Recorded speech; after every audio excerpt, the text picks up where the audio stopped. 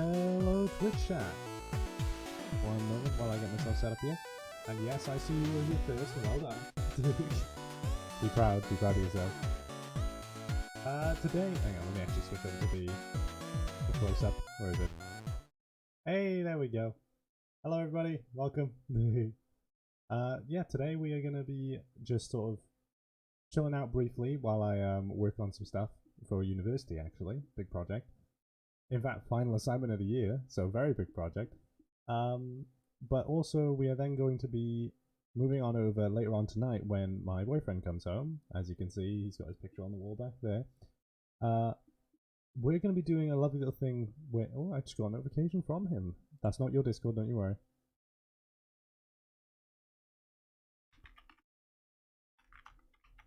Basically, what me and him are going to be doing is we're going to boot up Minecraft with a little twist. Our goal is we're going to both be in separate worlds, doing our separate streams, advertising for each other a little bit. However, we are going to be perpetually just... Well, perpetually, no. We're going to try and race to beat the game, right? So whoever can get to the end credits first. But there's a... Ah! That works! Okay, I'm glad the new system works. Holy shit, I didn't think it would. It works. Oh dear. But yeah, we yeah, I can now make custom items to be thrown at me, which is cool. There's a whole bunch of them in there, so feel free to start pummeling. But when this how's it? When this brain, come on. Brain. Ah, right, when the stream happens, the twist is that we are racing not just against each other, but against our own Twitch chats. As you can see up in the top left right now, crowd control is there as a little tab you can click on. That currently you can't do anything with it yet for this stream, but later on tonight when we do the Minecraft stream, you will be able to use coins in that, which you trade bits for coins or subscriptions for coins and stuff. And you know, as streamers, we get a cut of the money as well. But basically, you can use that to summon mobs, just make us explode, respawn us back to the spawn point, summon the Ender Dragon like 30 times, throw us 50 feet in the air, disable our jump, invert our controls, and many other things you can do to either hinder us in our ability to try and beat the game, or help us to try and beat the game. So, yeah, I don't expect there to be much activity when it does boot up, but it'll be quite funny to see, like, you know, we're just going along and someone might summon the Ender Dragon or some shit, you know?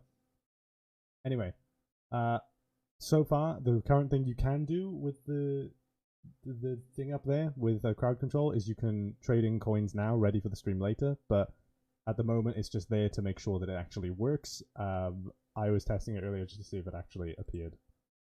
I'm getting a message from someone. One moment, that's not your Discord, don't you worry. So crowd control like in Dark Souls, exactly like in Dark Souls. It's actually the same piece of software. It has support for, I think it was like 80 games, which is quite impressive, including Minecraft, and it's terrifying. Let me just actually message this person back. You might hear a few Discord notifications. That is not your Discord. Let me quickly just pull up some music we can have in the backdrop for this stuff. Otherwise it's going to be rather annoying for you guys. Ah!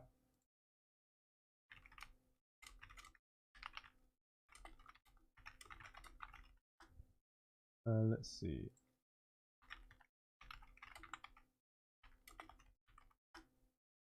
There's going to be a whole bunch of Discord notifications. I am very sorry. There's probably going to be an ad the moment I boot this up, so I'm actually going to mute the desktop audio. Oh, it is already muted. Lovely. Please be there in inverted control. There is an inverted control.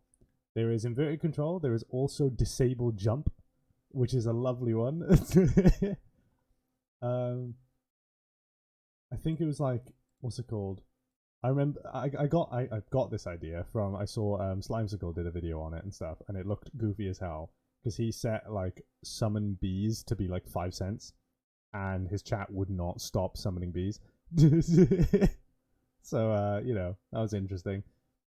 Oh, but other than that, other new things we got here. This Tracked VRM here is actually using a new piece of software. There's a piece of software that came out on Steam called VTuber Plus, which has some cool features to it.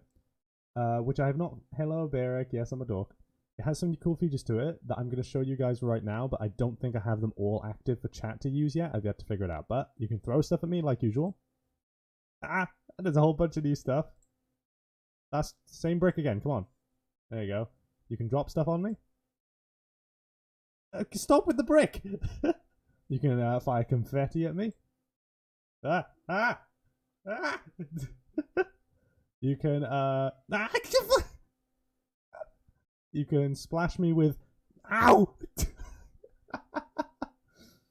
You can splash me with... the software says milk. It's milk, okay? You can splash me with milk. It's milk, okay? You can blur. You can glitch. You can grayscale me. You can pixelate me. I definitely need to be censored. You can rainbowify me. You can shake me. And you can roof me. And that's about it. However, I do have a health system on this, right? So it regenerates every minute. But in the space of 1 minute, if chat, like every time something gets thrown at me, resets the timer. But if chat manages to pummel me with enough stuff within 1 minute, it will ragdoll me and I will be knocked out of frame. So that's fun. Alright, so let's actually get some music for you guys. Otherwise it's going to be rather boring, I do believe. Hang on. That's an advert. Let's close that. Come on. Let me play the music. Ah, there we go. We got some lo-fi. Lo-fi for the background. There you go. How's that volume? Tell me if it's too good or too bad. I think it should be right. But yeah, you guys should consider, I don't know, consider this like an exclusive stream before we do the big Minecraft race thing. In fact, we've got five viewers now, so I'll quickly explain it in really brief again while I'm doing my work here, because I'm currently in Photoshop trying to get some shit done. Why am I using a white brush on a white canvas? There we go. The crowd control stream we're doing later is me and Blue are going to be in our own separate streams, and we're going to be racing to try and beat Minecraft against each other, right? However, chat has crowd control active on both of our streams, so you can go back and forth between the two of us. Turn it down a bit? Alright. So you can go back and forth between the two of us, and you can select who you'd like to either help or hinder by donating bits and things into the crowd control little plugin up in the top left.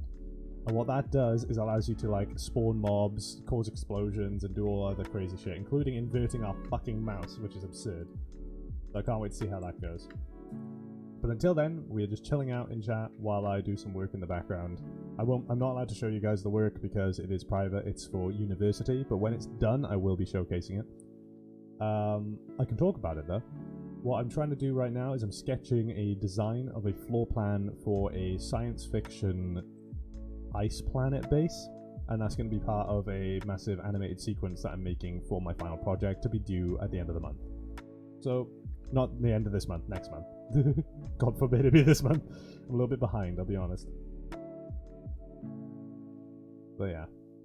We're just here to chill. Ask any questions you like, you know? Just feel free to interact and stuff, because that's what this one's about, really. There's not really going to be much to look at other than me, which is still not much to look at, but you know. We do. We do our best with what we're given. We'll see how it goes. Oh dear. Not used to how Photoshop works sometimes.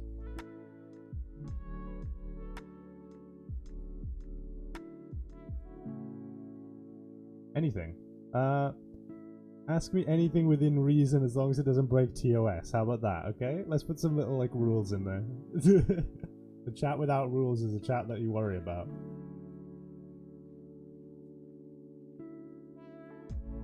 Forget doing this in Photoshop. I'm gonna open Cinema 4D straight away and start blocking things together. It's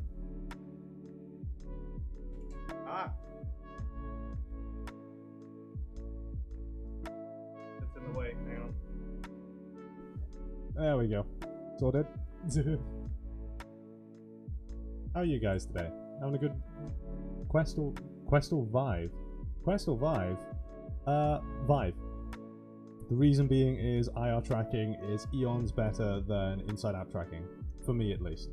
If you're someone who doesn't do VR as as a massive part of your life, the Quest is great. But for me, I need the ability to be able to like put my hands behind my back and keep them out of view of the headset every now and then without them losing tracking. I like my tracking to remain throughout, no matter what I'm doing in terms of my positioning and stuff. Because I have full body and everything, so inside out doesn't really cut it for me, unfortunately.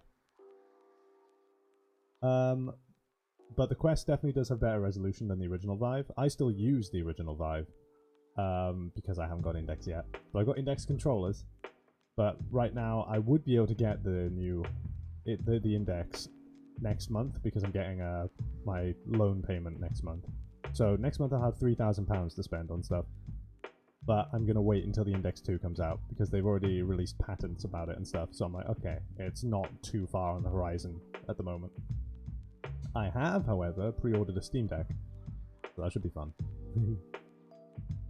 I think the camera's like misaligned slightly. I feel like I have to like look down to be able to look here. Yeah, I'll fix it next time. Yeah, right now I'm going to use a lovely little technique that I've gathered over my time doing a little bit of 3D here and there, because one of the main things I struggle with, other than sculpting characters, is the making the interiors of buildings, and I found a way to block them out a lot easier and then add detail afterwards. It's a fantastic little method. Basically, I put a flat plane down and I cut away at the plane as if I'm making a maze out of squares, almost like Minecraft building in a way, and then edit it afterwards to add little cuts and add little, bevels to things, and just keep on layering up the detail on and on and on until you get what you want. Alright, did you finish Elden Ring? I have not finished Elden Ring yet. I really have to. But unfortunately I've had a lot of my time taken up by all this stuff. And the new Avatar Dynamics update for VR chat. I've been addicted to making content for that.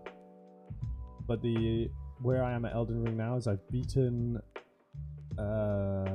Morgott the Fell King, like the second time you fight Morgott. Hello there, bot. You can fuck right off. Alright, but I've gotten past there. They're sending me to the snowy area now, but I've not actually gone there yet. That's the point I'm at. But what I'm trying to do at the moment is search for Melania. I want to fight her before I go towards the final areas. I cannot find her for the life of me. But I'm on that path, so I'll find her eventually. And I don't like looking stuff up. I don't like looking up where they are and stuff, so I just sort of look at the map and go, okay, I haven't been there before. Let's have a gander over there. This plane needs to be a little bit more... have a few more polygons to it so I can actually work with it a bit better. There we go. May I give a hint? It depends on how obvious that hint is.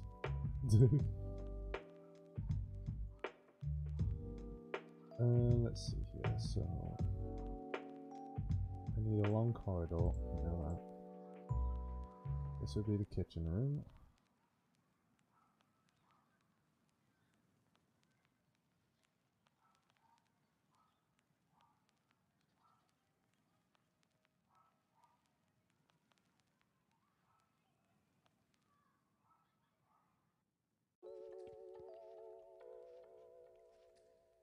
That'll be the armory.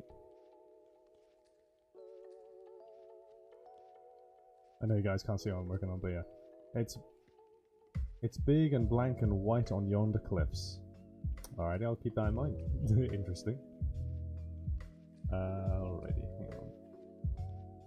Ooh, actually, I do have something I want to show you guys. I made a thumbnail that is going to be used to advertise the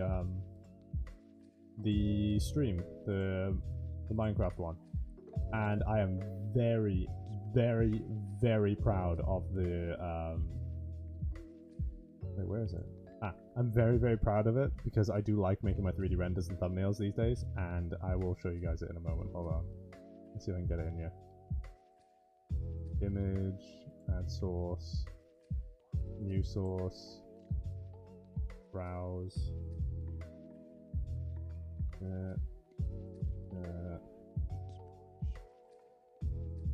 There it is. Look at that. What do you think of that? I'm proud of that.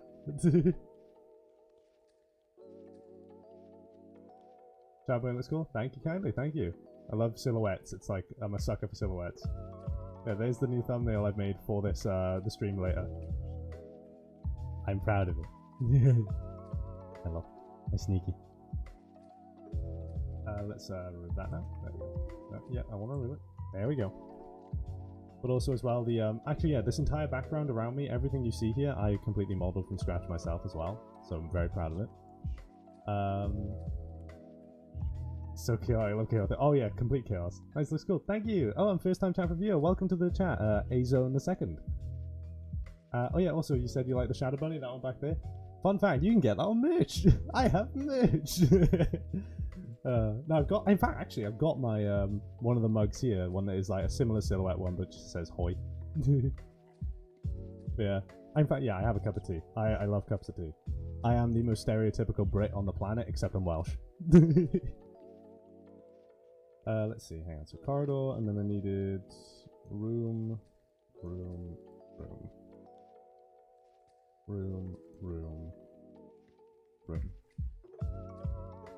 Okay, so the building I'm currently designing currently has six bedrooms. Each one needs its own little mini shower bit, so I'll add a little section for that. There we go. I have the kitchen, I have the armory, I need toilets, but I'm gonna do like the shower design where, I don't know if you've seen some sci-fi do it. In fact, I don't know if it exists in real life, it might, but the showers where it's like a small little shower cubicle, and then the toilet is actually in the wall, and you hit a button and it sort of comes out. So I'm gonna design that into this. Oh, and fun fact, I've decided that when I make these set pieces for this series that I'm making, I just dropped that it's a series. Okay, well, I might as well just double down on this then. I'm making a science fiction film series. But when it does start coming out, the sets that I'm using for the actual locations, I'm going to see if I can optimize them and then port them directly into VR chat and allow viewers who enjoy, like, you know, the series itself to visit the world itself, to, like, visit the areas you'd see from the film. And the best part is I want to make a similar thing, because one of you guys mentioned Dark Souls earlier. You know how in Souls games they have it so that every now and then you see like a ghostly apparition of another player and you see what they did in their world? I wanted to have it so that you could be wandering around these set pieces from the film and then click on some interactable object that will cause these ghostly apparitions of the characters to perform that part of the film that they would have been in when they were there. And so you can see it replay in full 3D around you, as if you're actually there with them a little bit. But they're all like sort of ghostly and just like a memory kind of thing. I think that would be cool. A little bit inspired by Sea of Thieves too, in regards to how they handle like the ghostly things in the Pirates Life Tall Tales. I think that'll be neat to try and see if I can get done. Right, so toilets, showers, kitchen with food and dining, which will also have the TVs and stuff and a window leaning out to the outside. Armory for their different weaponry. I need the airlock now, which will be connected onto this area. Once again, sorry you guys can't see it. Ooh, there's a history YouTuber that does that. Oh, really? Interesting. Let's see. Oh, actually, a little tip I'll give to people. If ever you're designing an interior of a location, starting with squares is great. But, oh, God! Ah! Oh, thank you for the follow. Who was that? Who followed? Thank you for the follow. And then Nanachi Lester. Or Nanachi Leicester? If I got that wrong, I'm sorry, but welcome. His Minecraft world is community made that make historical events and places with characters that explain which one does. Oh, right. Oh, well, what I'm doing right now isn't a Minecraft thing. That'll be later, is the Minecraft stream, but right now I'm doing full 3D movie stuff. Because I'm a VFX artist in my day job, that's what I do. But I mean, I wonder if I can stream it. I don't know if it'll like it. Let me give it a go, hold on. I'll switch over to my main... Oh! It fucking works! How is that working? That's not my display capture, is it? Wait, what's capturing that? How is it working? Oh, I have a window capture for Cinema 4D. Oh, well there we go. Here's me trying to design it out. So I guess I can show you guys how I do it. Happy days. As you can see, what I'm doing here is blocking out the area I want. So these would be where the rooms are. This would be where the kitchen is. And then around here would be where the armory is on a little corridor section. And then over here is where I'm going to make these connect up and lead to an airlock. I'm thinking of having it just go off to the side slightly, open up into a wider area, and then that be the exit to the airlock. However, that might get in the way, so let's do it like so. The kitchen can act as a lounge area as well. What else would they need? They'd need some kind of like technical rooms and stuff. I can obviously litter doors throughout this location and not actually show what's beyond them to give the impression that there's more going on. But I do kind of want it to be as expansive as I possibly can, because if I do plan to turn this into a VR chat world later, I want the viewers to be able to go wherever they like. So, let's have this be like a little observation deck. So that means you have another window here that lets you look out into the front of the base. Then you have a window back here that looks out to the back.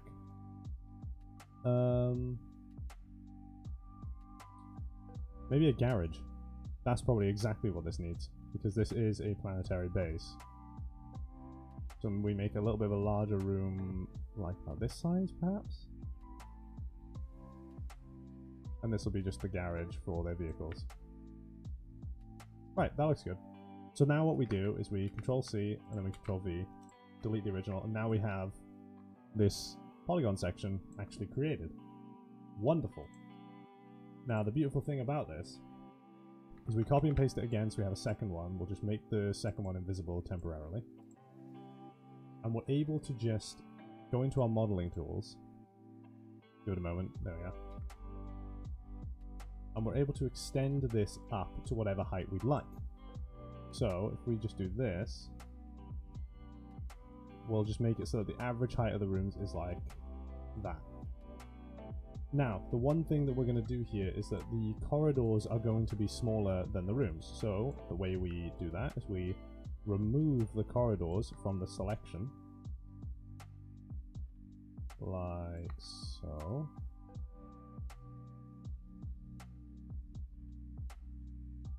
Right, yeah, and then maybe even that one.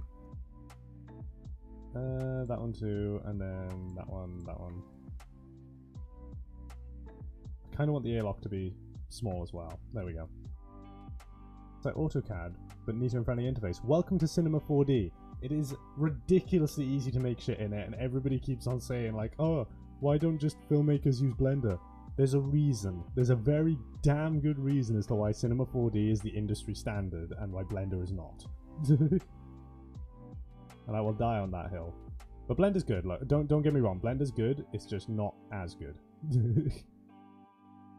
What we'll do is we'll extend these up, and because I want to have a little trim around the rooms on the inside, we'll extend them up a bit. We'll add a tiny little sliver more, and we can use that polygon as our trim. Now, right now, these don't have a floor, and they don't have an interior thing, because all polygons in 3D have a front and back side to them. So this orange highlight means it's the front, this blue highlight means it's the inside. We don't want this to be the inside because these usually don't get rendered. Because at the end of the day, most of the time the camera shots are going to be in the room. So what we do is we right click, and we can literally do a thing called reverse normals. Boom. Absolutely sorted. Yeah, I use AutoCAD for making amputee prosthetics. That's awesome. That's fucking cool. Damn. Right, hang on. Lovely little... oh yeah, and the reason we didn't delete the previous plane is because then we can actually use it as a floor that is polygon accurate the entire way around.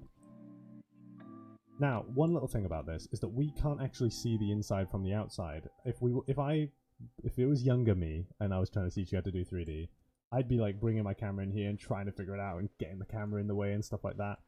So instead, what I do is there's a lovely little tag that you can add, because Cinema 4D has lovely little things called tags, where if I go into render tags and put a display tag on the plane up here, I can turn on backface culling.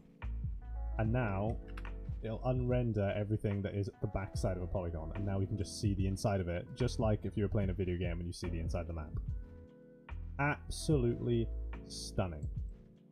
However, I'm noticing one issue in the design we came up with, and that is that these walls are entirely open, so we are going to have to fix that. I mean, it's easily fixable away if I just grab the floor, enter polygon mode on it, and just like... there we go, we can just raise a section of the floor up to meet it. And then we have that. Okay, let's do that for all the rooms. It's very much a duct tape fix, but it'll do.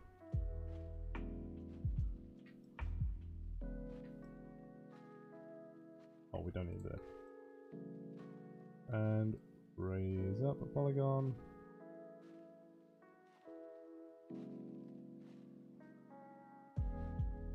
20 centimeters won't cut it. Hold on. Ooh. Camera. Where are we at?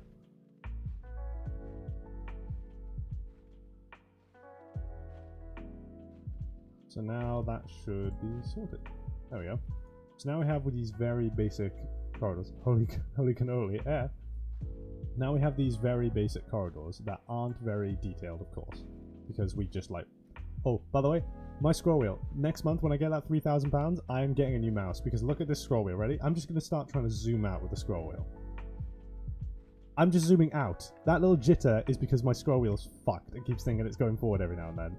So I've got to really use the right click mode instead. Because otherwise I just end up scrolling for hours. Fucking annoying. But next month I'll get a new one. It'll be good. Right. So, backface culling might screw with us a little bit in some of these areas, but, you know, that's just how it's going to be.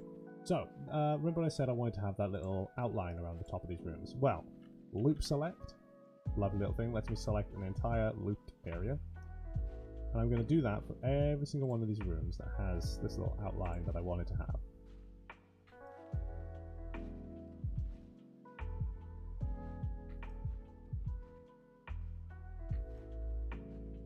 Right.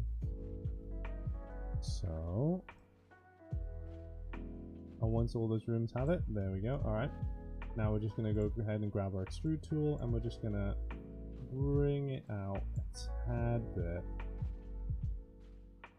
I'm also going to bevel it a tiny bit too at the ends.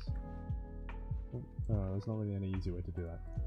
We'll extend them out a bit and then we'll do a little fancy thing where we'll bring in the polygons, cut into them a tiny bit and then bevel forward. There we are. And that gives us this little, slight little bit of detail to the tops of the rooms. Wonderful little thing. And my mouse at work, oh god, yeah. If you ever have to deal with a mouse like that, buy a new one. Unfortunately, my life savings at the moment is just £6, so I can't really afford anything until next month. You know, I've used it all up on food. So what brought you into making 3D animations and designs? Interesting question. It was a bit of a weird way I got into it. Initially, I wanted to be a game developer. So what I did is I went through comprehensive school and took A-level in computer science and ICT and all that stuff, thinking, hey, I want to be a game designer. And came up with my ideas because I've been thinking about this movie series I want to make for 10 years now. It's been since I first came up with it. And it's only now I've actually got the chance to actually make it. But back then I was still thinking about it, and I was like, I want to turn them into games. That's what I want to make. And then I quit A-level halfway through because it just wasn't for me, and went into a digital art college. Through doing digital art, I realized I don't think I want to do 3D for games anymore. I think my main thing is film. The reason being is that a lot of what I wanted to create was more about telling a story more than actually creating like an interesting gameplay kind of thing. And I wouldn't want to jump into that trap of making a game that is pure story and then its gameplay suffers as a result, you know? You can have amazing stories in games, it's just that I'm one guy and my focus would be diverted, wouldn't it? So one day I do want to make a game, but if I was going to do it, I'd get a team of people together and get someone else to program it for me and stuff like that, because then they can work on the gameplay side of it a little bit better. But I wanted to make movies. So, after coming out of digital art, I graduated and applied to three different university courses. One was for 3D animation, one was for visual effects and motion graphics, and one was for game design. Those are my options. Now, when I came out of that digital art course, I got a place on all three courses because I won an award from the University of Arts London for an animated short film I made that is up on my YouTube channel. It's called Perseverance, and I made that over the course of 1 month for my assignment, and that's what I have a shiny little certificate that says I'm good at it, I suppose, and that's what got me into the uni. So I got to choose, luckily, and so I first of all threw away the game design one because, you know, that was my backup choice, but then it was between animation and VFX. Now I ended up taking VFX. The reason being is that you can learn animation at home. Maybe not amazingly, but you can buy the books, you can look up tutorials, you can do all that and figure out the animation style at home and learn the animation principles. Like, I've got this thing called the Animator Survival Guide, or Survival Kit, and it was written and designed by the animation supervisor for Who Framed Roger Rabbit, I do believe. And it teaches you about the weight and momentum and movement of animation really easily for 2D, but it also passes on to 3D as well. But I chose VFX because visual effects, it's hard to learn without having the gear, because there's expensive software for compositing, there's expensive software for color grading, unless you use DaVinci. DaVinci's free and you can do color grading in that. It's fucking golden. Then there's like camera equipment and all that stuff. So I've gotten to hold a camera that is worth more than my lifespan on my shoulder, and it's terrifying. But yeah, I also reasoned that visual effects will allow me to create the movies I want to make in a much more realistic way. For example, animation, you have a free camera. Like, if I was to just do this now, boom, here's a camera. There it is, looking at the entire scene. I could make this camera do whatever the fuck I want, right? However, I don't want that. So, by doing visual effects, it allows me to learn what camera angles are realistic and where a camera would be positioned in an actual scene. And Cinema 4D allows me to do stuff like this. That there is a motion camera, which is a camera with a little stick figure that straight up, if I switch back to standard mode, simulates how camera shake is when it's on someone's shoulder. It simulates it for you. And you can adjust it. There's so many different settings as how it is, like how shaky it is. You can make him move on a path and simulate footsteps and everything. And on top of that, you even get this lovely little camera, which that there is a simulated camera crane that allows you to actually animate a camera as if it were on a real-life camera crane. So that gets you those camera shots that look like they were recorded on a real film camera. And what I want to do is use as much of that kind of way of making... Why is the music stopped? Do we just have a really quiet bit now? I guess we do. But I want to try and use as many of those kinds of those kinds of shots as possible, because I want to give that feeling of that you're actually there with the characters, and by making it filmed like a real movie would be filmed, it really sells that. And here's the weird part. I'm trying to remember how I do doors. Because doorways and things are a little bit annoying to figure out, but I think the way I'm just... Jesus, fuck! Oh!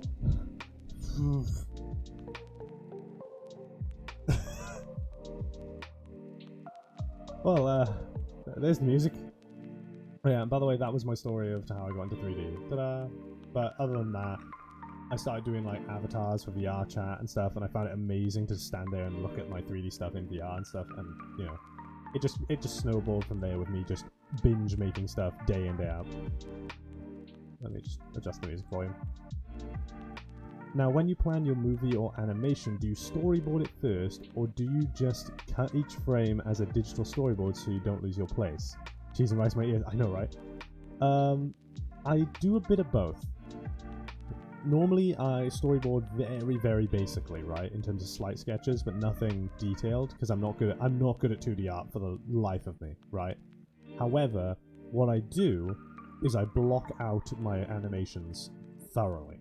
So, for example, if I want to have one of the shots that's going to be in this is the character walks down the corridor with the camera following him, dramatic music playing, just a dramatic angle.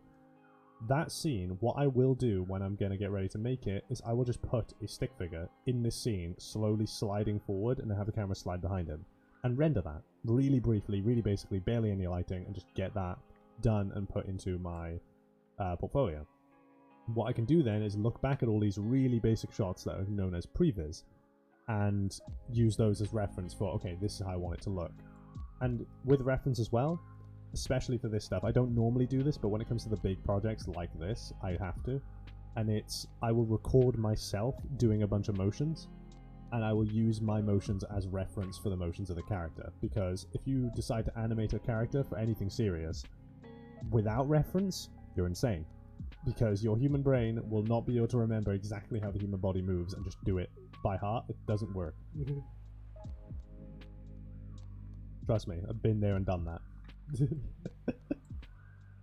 Alright, so let's try and get these doors in. So I've got to remember actually how I do doors. I think it was literally that I would just, like, I'm going to take this really basically, because I've already fucked it up, I think. I'm going to just reduce the segments of this until it's square. We're then going to make it a bit wider like that. I'm going to make it editable. I'm going to then turn on this mode that lets me rotate its center point without actually adjusting the actual object. And then that allows me to straighten it out. There we go. I can rotate it like that. And that. Bring it down. Once we get one door, we can basically just reuse that for everything, don't you worry.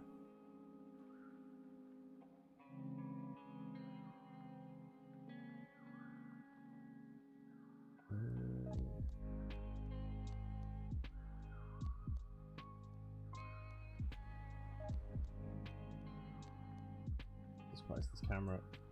This is the problem with working with interior areas. You have such a tight space of movement you've got to work in.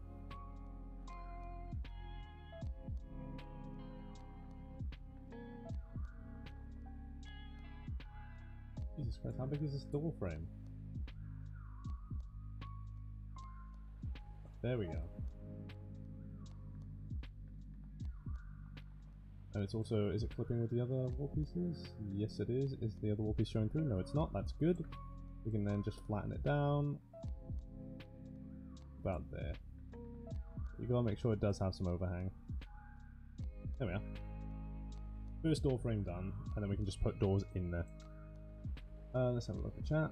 It's like when I lost my arm. I had to look at my other arm and move it and twist it to replace the same movement with the prosthesis. And bending my fingers and watching my tendons tense and relax to mimic also on the prosthetic hand. I find the tendons such a fascinating thing. It's weird to me to be able to like move my fingers and see that something's like pulling like strings. It's weird. It's cool, but it's weird. Tendons are cool.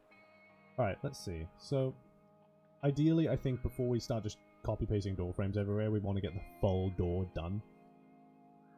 So I just need to decide what kind of door I want, because I could go super advanced with it and have it split down the middle and stuff, but I think I'm just going to have one that goes up, because it just makes my life a shit ton easier. So first we'll just put a cube under that one, shrink it right the hell down. Most models in 3D start from a cube. Let's get into this view, it's just a bit easier to work with. In fact, way to make this way easier to work with, we'll just turn off the backgrounds. I also just noticed that this thing has way more polygons than it has any right to have. No, these can't be like this. Let's sort that out. No, dissolve just turns it to an n-gon. No, that's bad.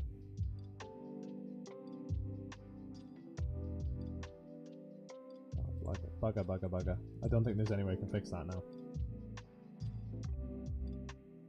Alright, okay, what we'll do instead is we'll use that as an excuse to add some detailing.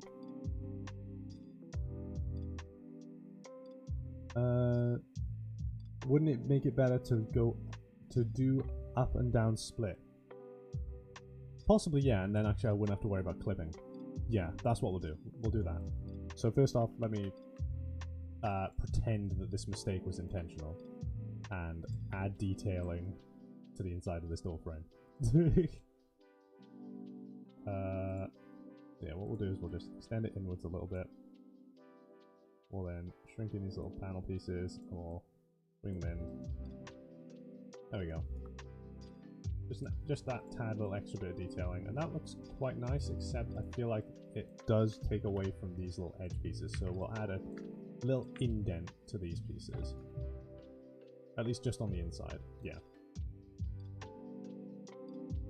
So we'll shrink them in, bring them in a tad, like so. And then on this external piece, this looks too flat as well, so we need to add a tiny bit of detailing. I'm thinking I'll just panel it a tiny bit. Turn off preserve groups, come on. Just a tiny little panel. That way it'll catch the light on the edges.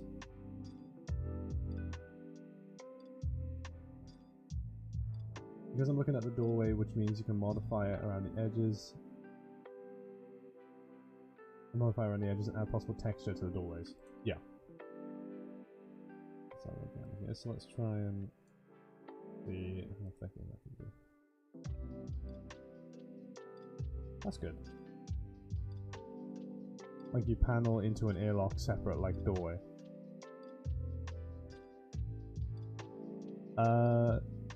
Could you reword that? I'm sorry, I'm a little bit dumb. Don't fully understand what you meant.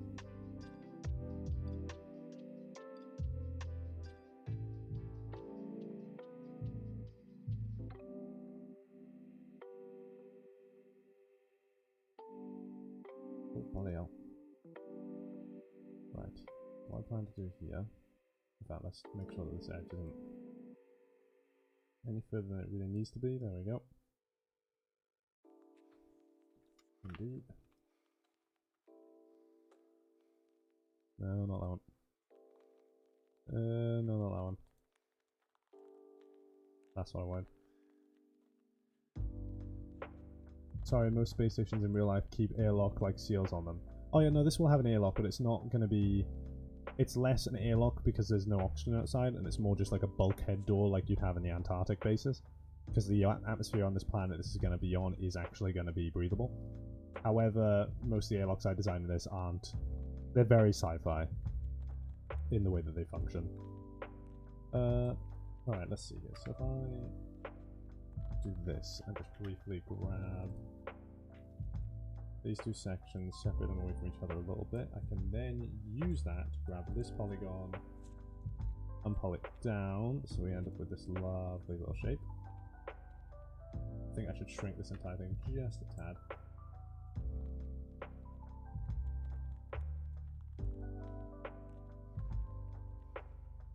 Alright. Now we have this lovely shape. We can then do essentially the opposite on the underside. So Control C, Control V. Ball rotation.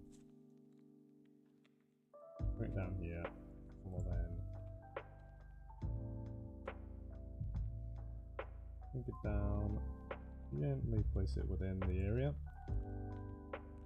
And we'll then do the same thing we did before, but except this time we will grab this polygon and move it down. The door doesn't need to be perfect. In fact, I do prefer it having a barely little slip between it because this place is supposed to be semi-run down. I'm just looking at the one IRL, and all the doors are designed apparently if one of the parts of the station hall is compromised, it keeps it from being sucked down to other places. Yes, but I know that. But as I said, this place isn't a low pressure zone. This is an Arctic base in a way. So if I grab this and then move that up. There we go. I do like it having a tiny little slip, because that means we'll end up with a little bit of light bleed into the room. Now these can open down, and the top ones can open up. Sorted. Easy to animate too. Is that the... that is that cube, alright. So this is the door design we'll come up with, however it needs some more detail into the actual paneling of the door, so we shall bring the main panels forward just a tad. Should we bevel it? There we go. Just enough for it to catch the light, nothing major. We'll do it to the underside too in a moment.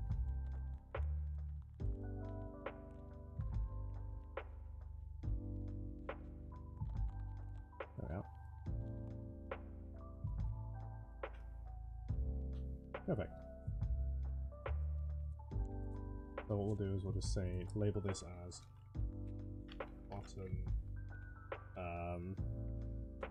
panel? Yeah. Top panel. Door frame. And then we'll group them all together as door.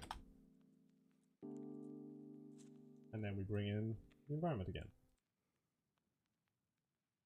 There we go. Now we have a door. We then will grab this door and we shall get my camera out of there first. We shall use the orthographic views, because these are the most useful thing on the fucking planet. We shall use these. Mobile door. And look, the advantage of building stuff on a grid is you can snap stuff. And obviously, it won't be looking grid-like when we're done. I will be adding detail in layers. But just having it as a grid for now is a very useful thing. You can literally just grab and snap. However, it's not always perfect, especially considering that this door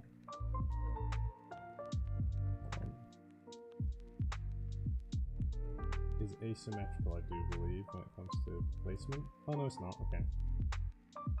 How is that one looking? That needs to be over a little bit. There we go. Doesn't need to be perfect, like I said once again, because this place is going to be slightly run down, and at the end of the day, the viewer won't really notice it. In all fairness, making movies and shit is literally an exercise in what can you get away with. Like, what will the viewer just not notice? Alright, so we need doors for each room. There's not going to be a door into the armory. There's going to be an entire open area where you just walk straight through. Either that, or I might just put doors on either end of the armory, but leave them open, just so we have them as detailing. In a way. That's what I think I'll do.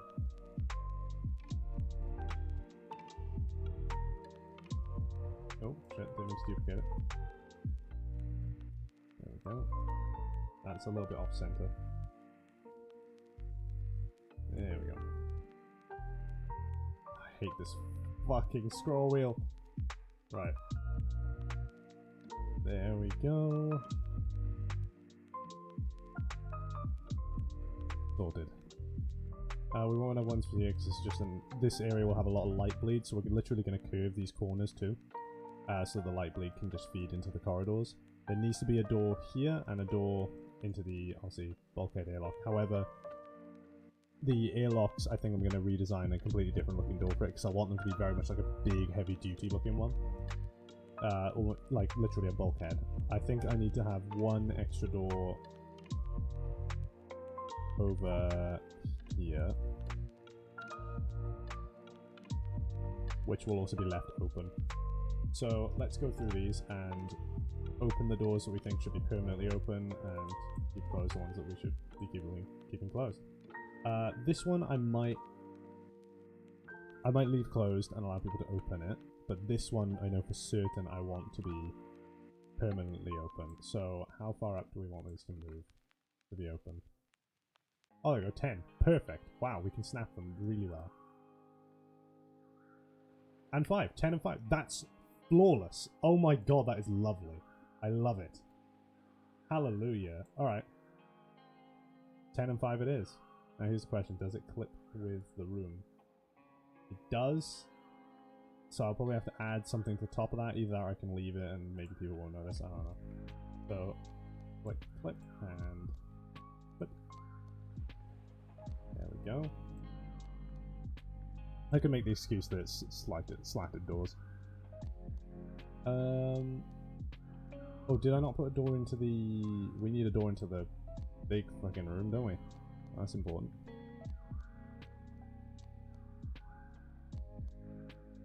Do we have a side-on door that's closed? This one is. That's not a door. Light the door, please. Thank you. Move that.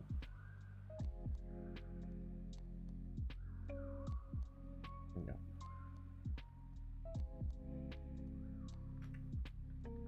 There we go. Now I'm going to do one of the most important things you can ever do as a 3D artist, right? The literally most important thing you have to remember at all times. Save. Save.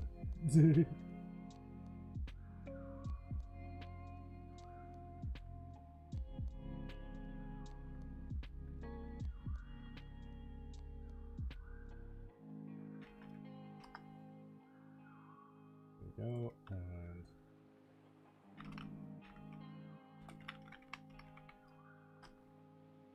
boom, saved. Now, the one thing is, this is not to scale. This map is definitely not to scale at the moment. If I bring in a figure, we can see, yeah, this is a fucking toy park. Because this is the height of the average human male. 180 centimeters. This is just like a little toy room at the moment. We'll scale it all up when we've got everything done, because it just makes things easier. You can deal with scale once you... because you do relative scale first and then do actual scale later.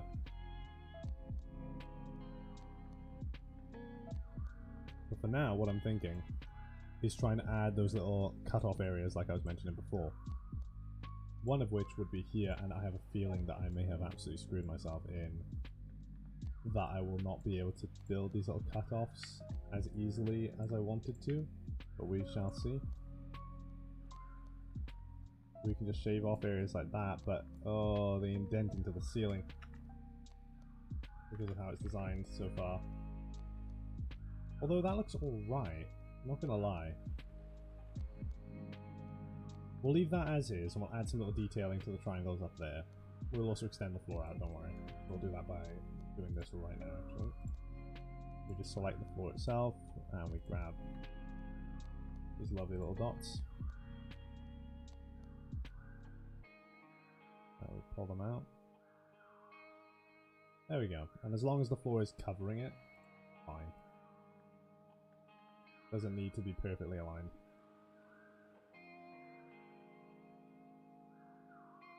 Oh.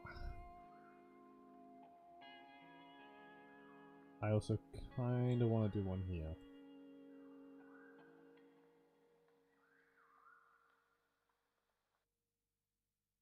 There we go.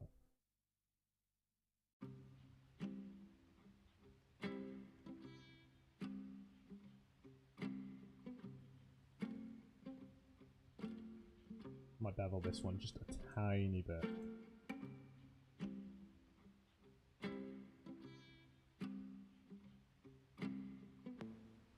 There we go. Details like that just make it feel a little bit more real. Because really sharp edges you do not see often in architecture. So we're going to do it here as well. Just two little tiny little divots. Like that. Fix the floor now while I remember, because I will forget later if I don't. That's the type of person I am. There we go. Inside the airlock itself, we won't worry about that because we're going to be adding a whole bunch of door detailing there. However, we will worry about the edges of the airlock here. We will in fact make these beveled, but not just beveled. We're going to make these also a little bit more rounded, so we'll turn up the subdivisions a tiny bit. And we'll leave it at that, I think.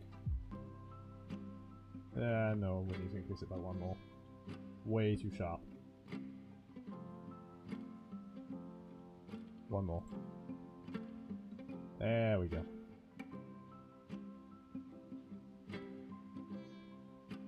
Save. Any other sharp rooms? Right, okay, the kitchen. We need a little bit of beveling to the edges of the room here. I'm noticing a bit of a problem though if I do that. Obviously get that, but if I turn on the subdivision real quick. I could use that for detailing actually, come to think of it. That looks quite alright. That furry name's not telling. There's an option to throw stuff at you? Oh, this is going to be fun. Oh, yes, there is. And if people throw enough stuff at me in rapid succession, it will ragdoll me and make me fall out of frame. So have fun with that knowledge and do what you will. No, not that one. I said not that one. Fucking stop. Right. Yeah, let's just turn these into like two little pillars on the corner of the room. So we'll add some detailing to those then a little bit later. Like so. In fact, we'll add detailing to them now, that'll be fun. These ones are going to be fun. So the way I'm going to detail these is I'm going to at first bevel it upwards a tiny bit, indent it, extrude it down, indent it again, extrude it up, once up to here, there we go, and then bevel it out like so. So the reason we're going to do that is I'm going to put little lights in the insides of these corners, so that means you get this tiny little projecting kind of shape. I think that'll look cool. We'll see how that looks later. Oh Jesus fuck! What got thrown at me? Was that a sus? Someone threw a sus at me. No. Amogus. No.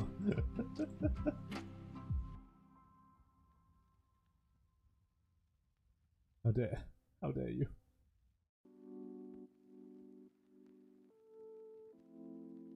Well, I can subdivide stuff like that. I was always doing that manually. Neat. That's cool.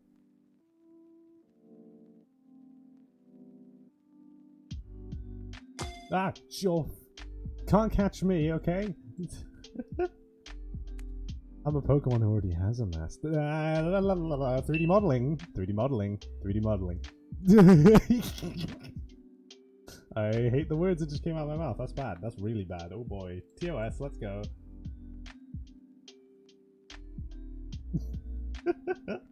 Oh, fuck. I'm so fucked. Alright. Let's see. Oh, that looks good. I like that.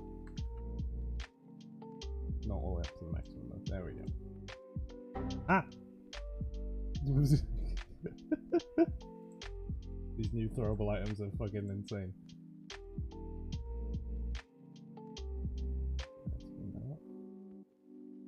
TOS cringe detected.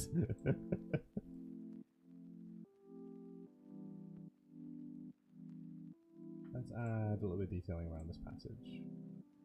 Yeet. Okay, I can't loop select that. Noted.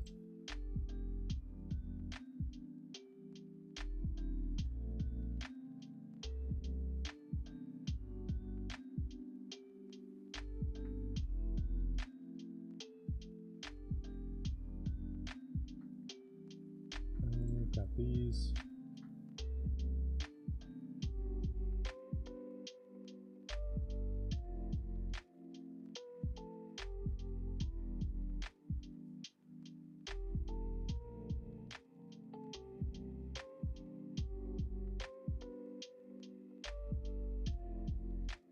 There we go.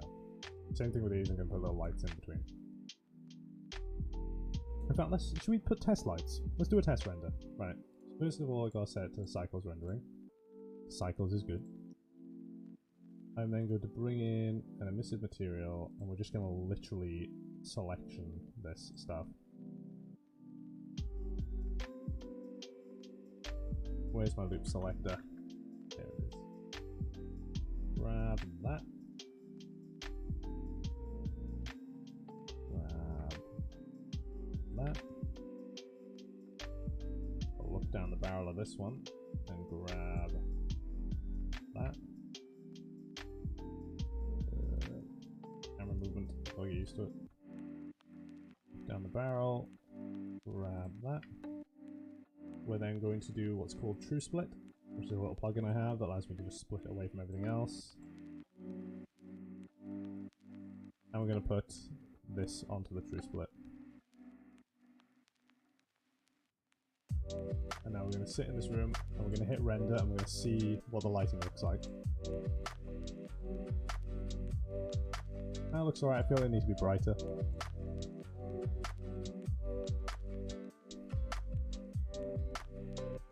That looks pretty good, however this doesn't seem to have much power to it. So I need to raise where the emission is. Yeah, I need to raise it up a bit. Right, I can deselect these ones from the polygon count.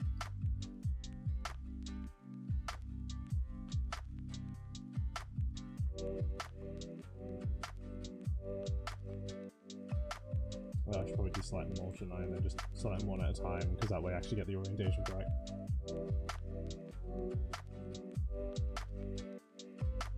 Oh, bloody hell. Get. Ah! Fucking camera. Oh, this is going to be hellish to figure out. Okay, what if I just extrude it? Yes, that sorts the problem. Okay. Go back to when we had most of them selected. There we go. And we'll just extrude these up to like there. Give it another render, see how that looks. That's more like what I was going to go for. Maybe even further actually, perhaps. Just like up to like there.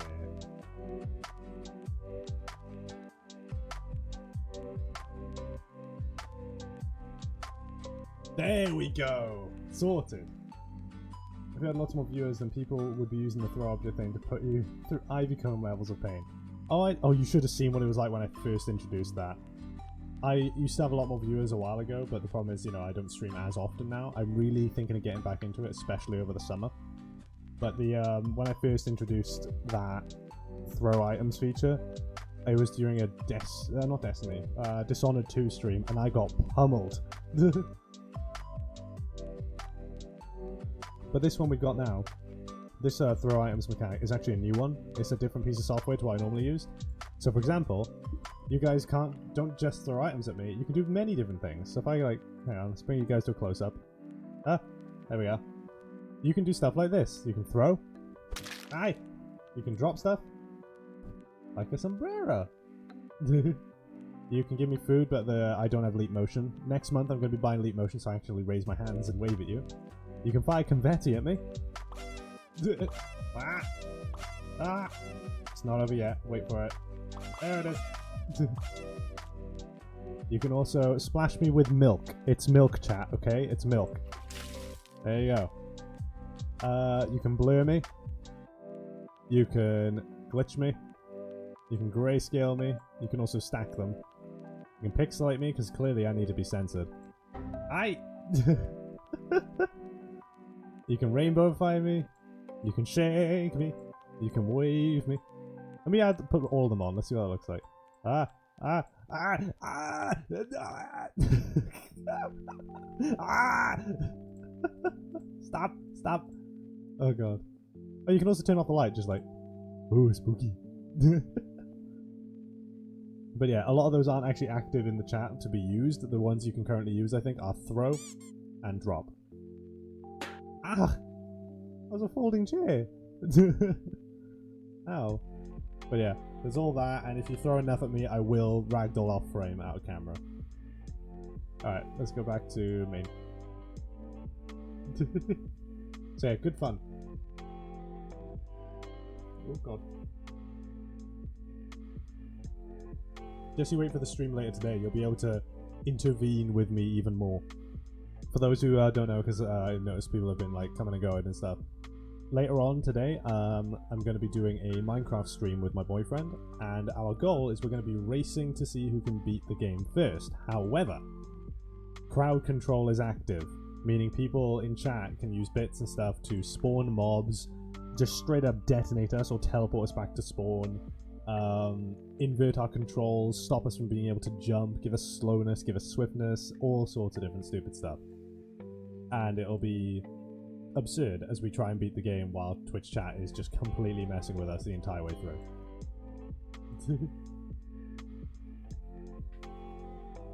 Should be good fun though.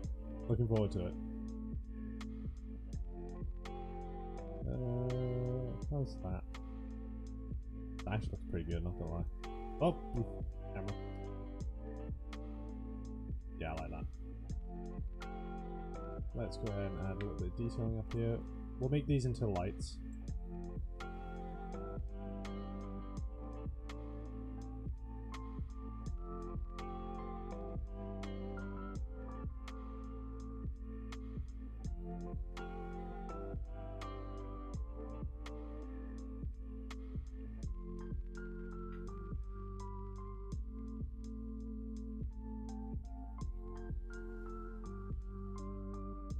There we go.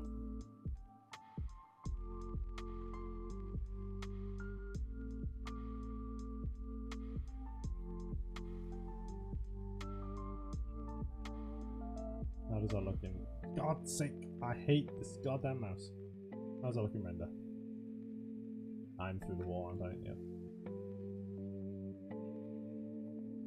There we go, we've got some actual lighting to the room. Neato. Now is this... Oh, that is a flat surface. That's odd. Why are you a flat surface?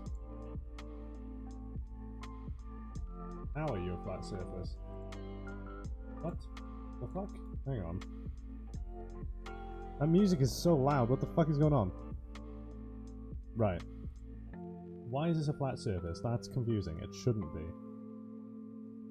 Matrix extrudes fun.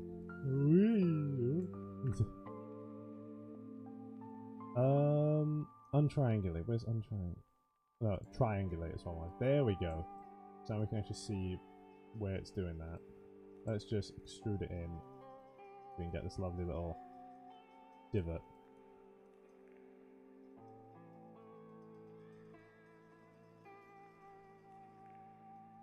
There we go. Extra detailing. Lovely.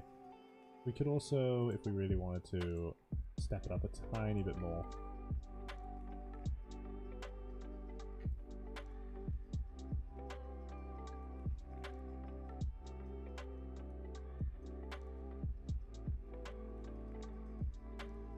That looks kind of strange. Nah, leave it as is.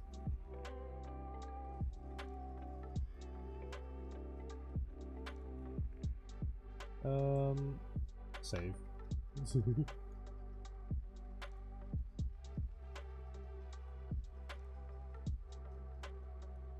I'm just sort of thinking where I can add more actual room structure detailing.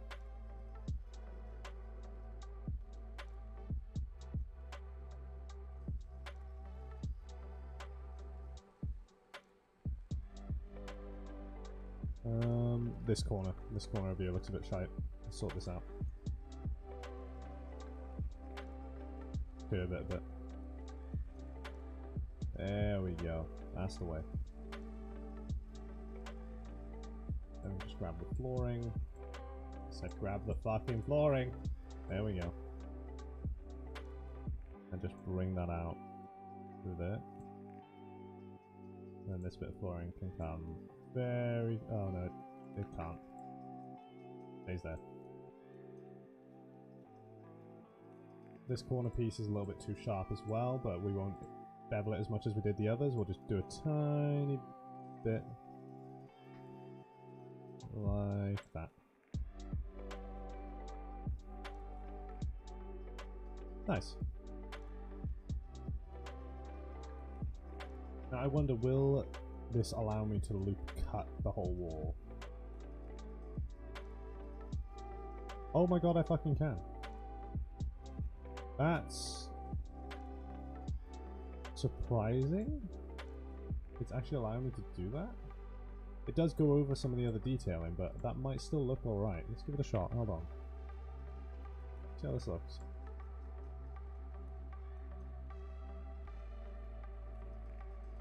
That extrudes out that entire section and brings that piece out a tiny bit. I think that looks... no. No, saying that, no. Yeah, let's undo that loop cut we got. We'll have to just manually add that in later instead. This roof section here could be a light.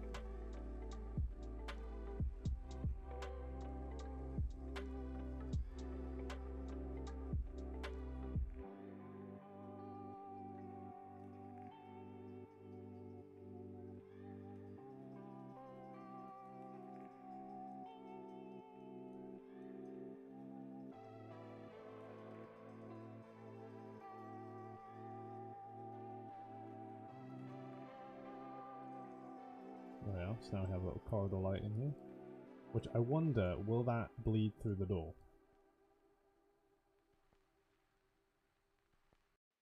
Not exactly. Oh well. However, what does the lighting look like on the other side because of that light? Good.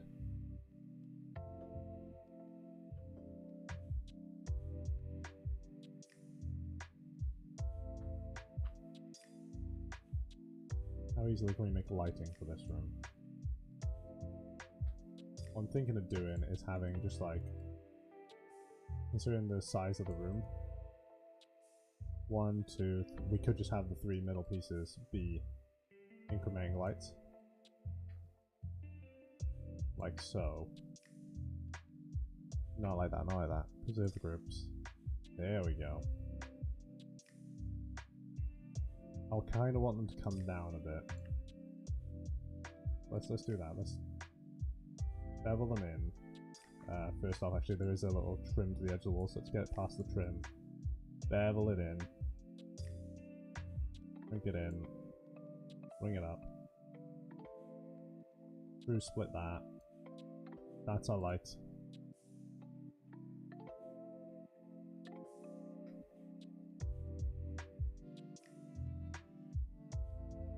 let's see how that goes. Oh, beautiful. Beautiful. Right, side corridor. Do the same thing we did with the other one in here. Bevel it in. Not bevel, extrude inner. Extrude it up. Screw split. Color to white. Said color to white. Paste on the material. And the actual plane itself, we'll wrap around it and bevel it in. Nice. Now this area is going to have a window that has light coming through it. So we don't need to worry too much about lighting in here. However, I might add like one so that when it's nighttime you end up... Actually, you know what? No. Maybe... We don't have enough light bleed from anywhere else, so yeah, we will add like one light to this room. Yeah. Put it in.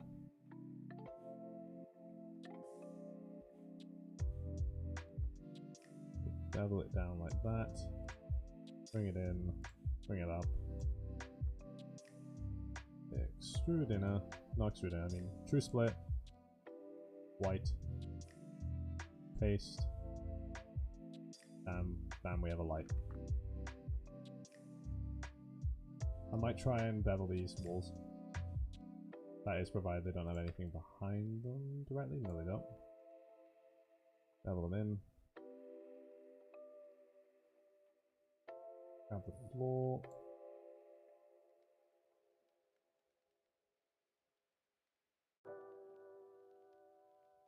There we go.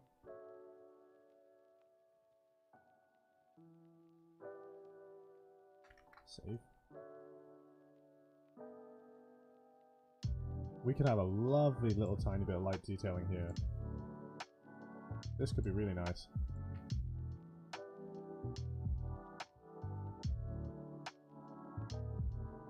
Just these tiny little lights here.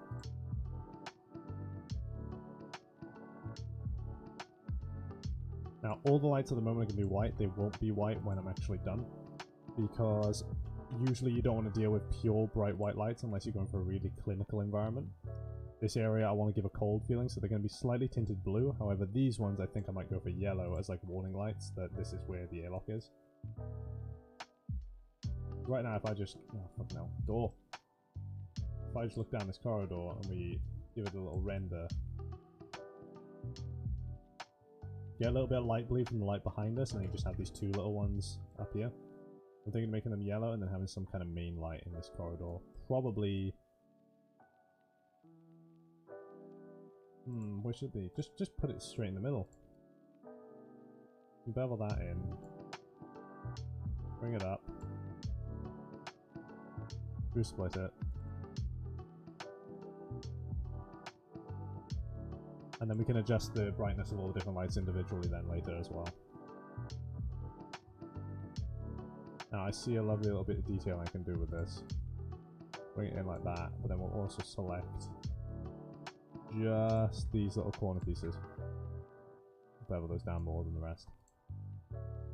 Just that extra little bit of what's called greebling.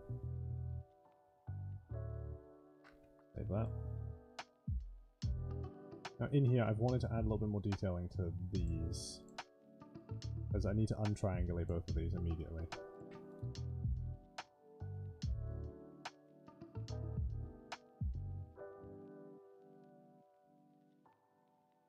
Did it not untriangulate them? Select. Oh, triangulate is what I wanted. There we go. Ah, problem. They are asymmetrical. I mean, that could be a problem, or we could just use it to our advantage here. Once again, this place is supposed to be run down, which is just my excuse for everything. We'll do that, we'll make it look like a busted open piece of the machinery, perhaps.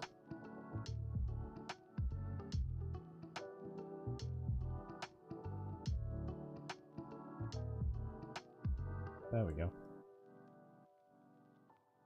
And on this side we'll do a similar effect.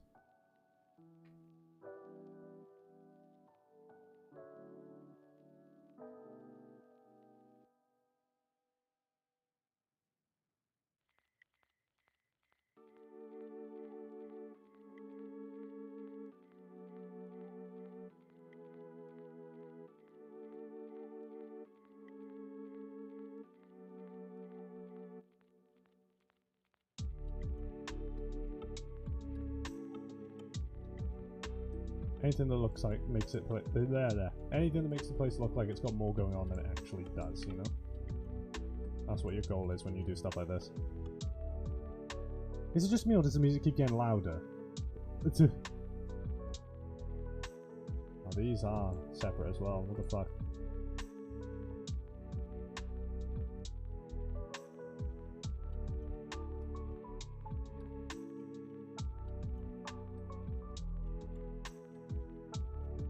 Asymmetry, man, asymmetry.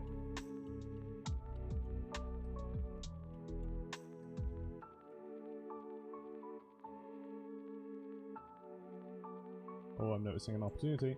See, it just comes from looking at the polygons going, okay, how can I work with this?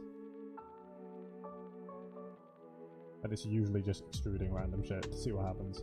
I wonder, could I like twist these? And get something neat out of it? No. Select the right rotation thing.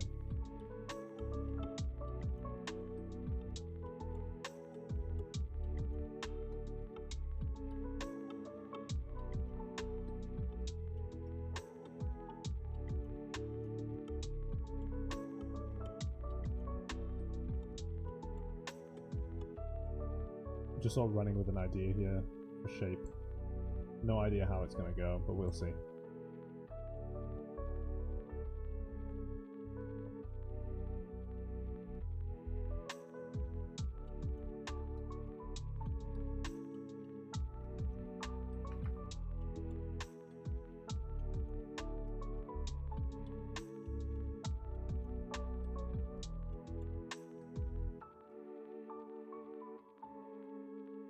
I'll just extrude it for like a tad. Then remove the edge pieces from it. Oh, actually, no. Like that. Extrude. Like that. Extrude. That.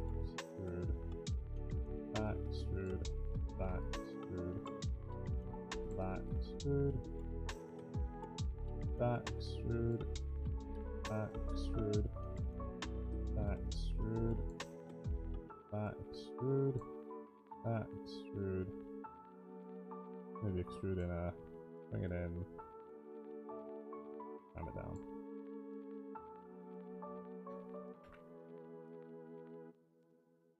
Nice little modern arty looking thing. No idea what it's for. We'll chuck it there. To just add something new to the environment, I suppose. Alright, okay, the garage itself, which you're not going to see in the animated short, but we might as well give it a little bit of, you know, a little bit of love. That's broken polys, isn't it? Yep. Nope. Don't want that. Get off my friggin' selection, you twat. Excuse me? What is that?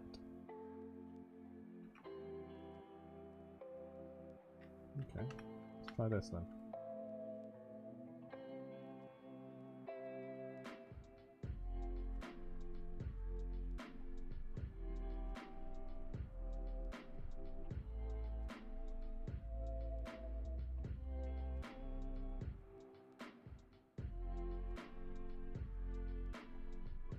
Shelves.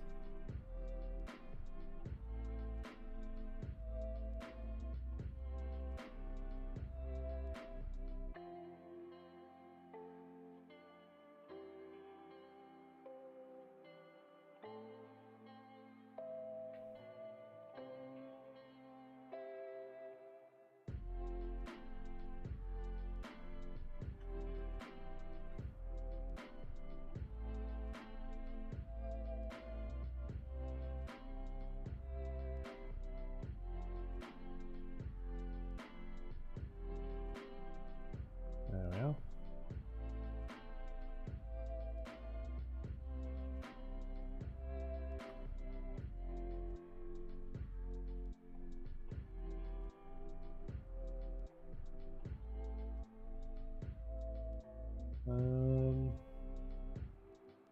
Anything else we can do here? We can try adding those windows that we were going to do.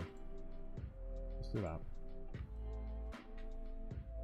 Now how are we going to is the big question.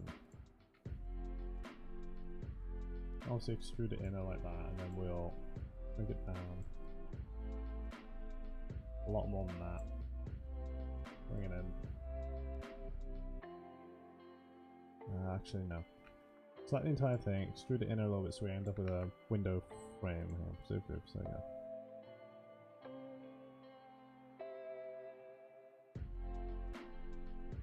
Do this to it, and then we'll shrink this down, and with this almost slightly curved look to it.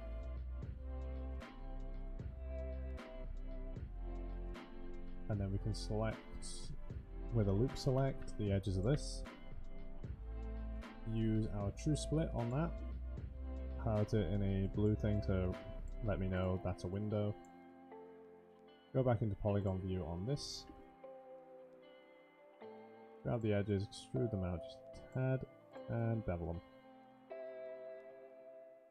There we go. We have our glass window that we will replace with glass and give a little exterior area for it to render. We need to do something similar on this side now.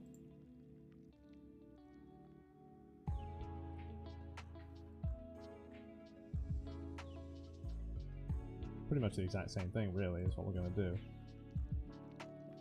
In, down.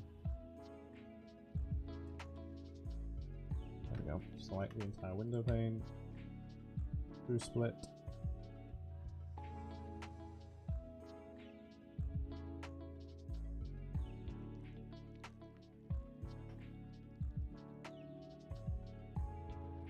Get it out a tad, and then bevel it. Sorted. We have our sets of windows on either side. Awesome. Breathe, Ryan, breathe. We'll get this done eventually. So, how does this corridor look in terms of lighting then? Does it have enough light bleed from the other rooms? No! So we need to actually put, you may notice there's a little bit blue lighting even though we haven't got any blue lights. Welcome to the world of reflections. We need to add, obviously, lights to the interior of these rooms and lights to this corridor. So how can we light this corridor up? What's our polygons looking like?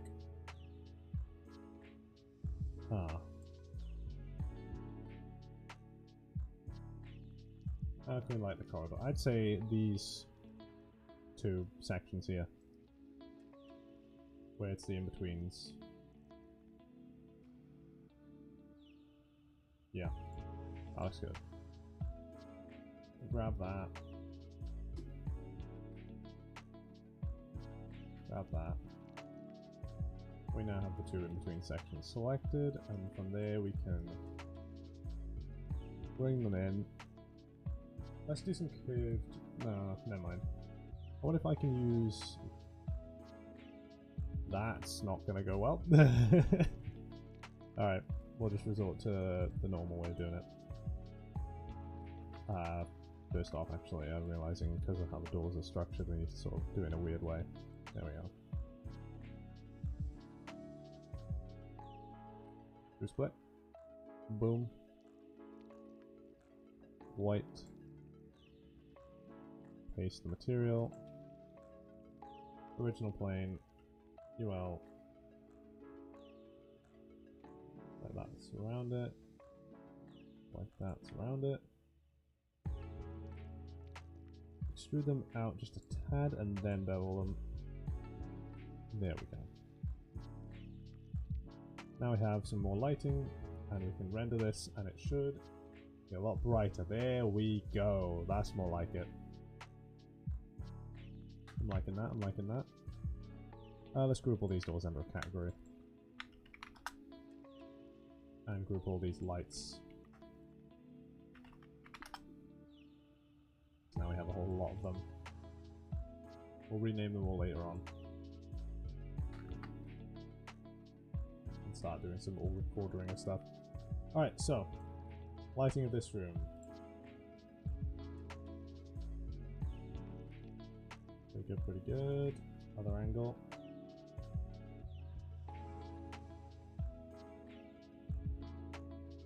Lovely, lovely, lovely. Corridor with the weapon room.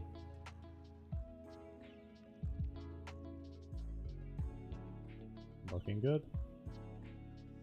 Corridor from the other angle.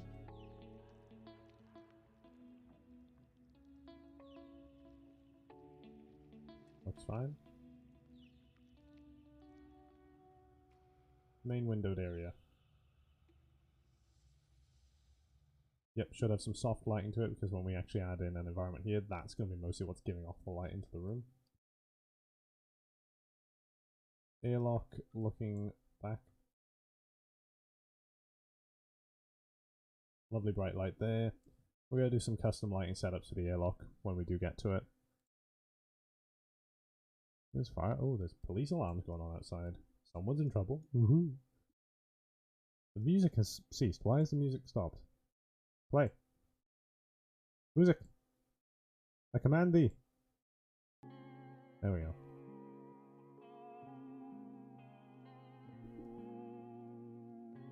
Alrighty then. Let's set up some lighting for this this room. At least want to get the lighting done before I do start moving on to other things. I'm thinking we do some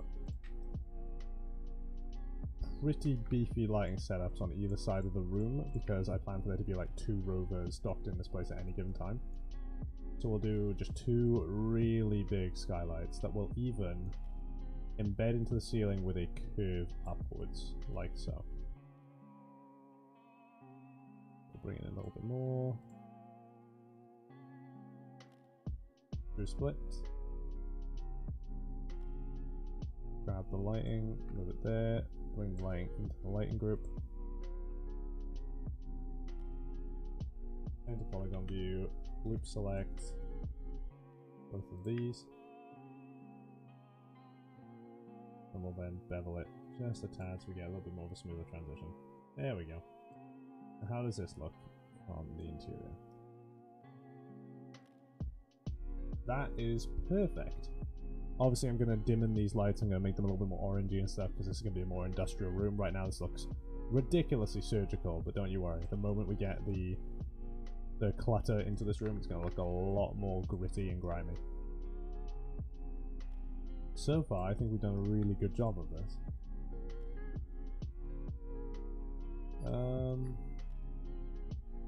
Yeah, so ideally the way this is going to go, the main character's room is this room. So once we got the rooms set up, we're just going to literally copy and paste the interiors over and over. But he's going to wake up to his alarm clock, blah blah blah. He's going to leave the room. The camera is going to follow him down this corridor as he goes through his daily routine. He's going to start eating food in here while there's a news report going on that shows some pretty brutal shit going on. I'm thinking I might turn these into... Actually, no, saying that, these are the main lights of the room. I might turn these into the news report screens and then like actually add some lights to the ceiling instead. Perhaps that'll make this a bit nicer. But then he will progress on from there, walk down this corridor to the armory where he'll get his equipment and stuff for the day. Which, as he walks past, you'll see he's grabbing normal tools and things, but on the racks as well as also guns.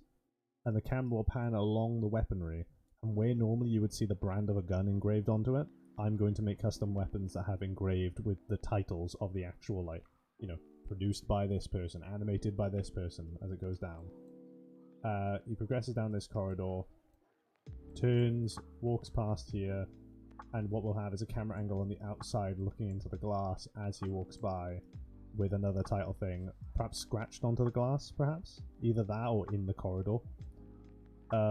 He will then walk past here, turn right as the camera is just behind him, and the camera will follow him around the corner as he opens the airlock. He'll go in here, he'll get the rest of his suit on, and as he's doing so you'll see like reveals of more title sequences. He'll leave through an airlock door here as the camera gently pans backwards as he is leaving the door. And then on the beat of the music, he'll slam the door behind him, and when he does, the title of the actual film will be on the door behind him once he slams it. And that's how the opening of the film goes. Really, really rushed and like, you know, just scuffed together just to be able to tell you guys it. There's obviously a lot more detail that's going to be in it. But that's the general gist of how this will progress. Almost like you got a map, so it'll go up there, around here, down, and through the airlock. This little area is just sort of so that I have it there as part of the plan, because there's going to be other scenes that will take place in this room. because it's where the rovers dock with the actual station. But yeah, so this looks good so far, I'd say. I feel like we can really curve the roof of this just a tad. Because this is an airlock after all. I think we can really just... excuse me? I think I must have pressed the button by accident to change my language to keyboard US by accident. Okay, that's interesting. What we'll do is we'll bring this up like so. But we'll also shrink it as it goes up, so that way it bevels upwards. We'll then bring it in, bring it up again, and then this will be our lighting fixture for the airlock. Yeah.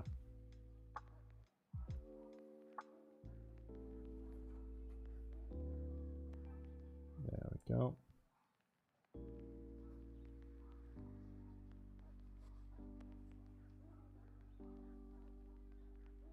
Now the airlock itself will have very bright light coming down on top of it. However, I'm going to dim that light when we actually do the film. Because the reason being is I want the majority of the light from this airlock to be coming through the door in front of the character as he leaves. The reason being is because then you get that lovely silhouette where it's the light wrapping around him, causing him to almost be blacked out as if he's just a shadow. I want him to do that so you have this outline of the character going into the snow of this planet he is on. That's my goal there. Brett says, it do be Ryan the Gentlebun. Been a long time since I last tuned into your stream. Congrats on the AFI? On the AFI? AFI? AFI? What's AFI? I don't know what that means. Congrats on the AFI. Congrats on the AFI. AFI. I don't know. What are you congratulating me on? Explain. 400 followers. What? Wait, where? Wait, on FA? No fucking way do I have 400 now.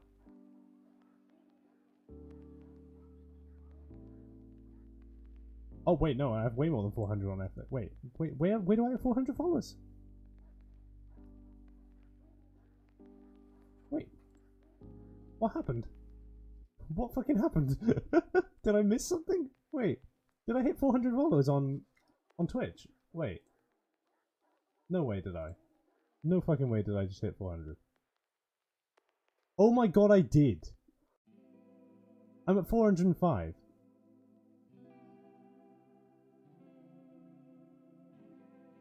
Bruh, I've not been paying attention to the number of people. I genuinely thought I was at like 200 to 300.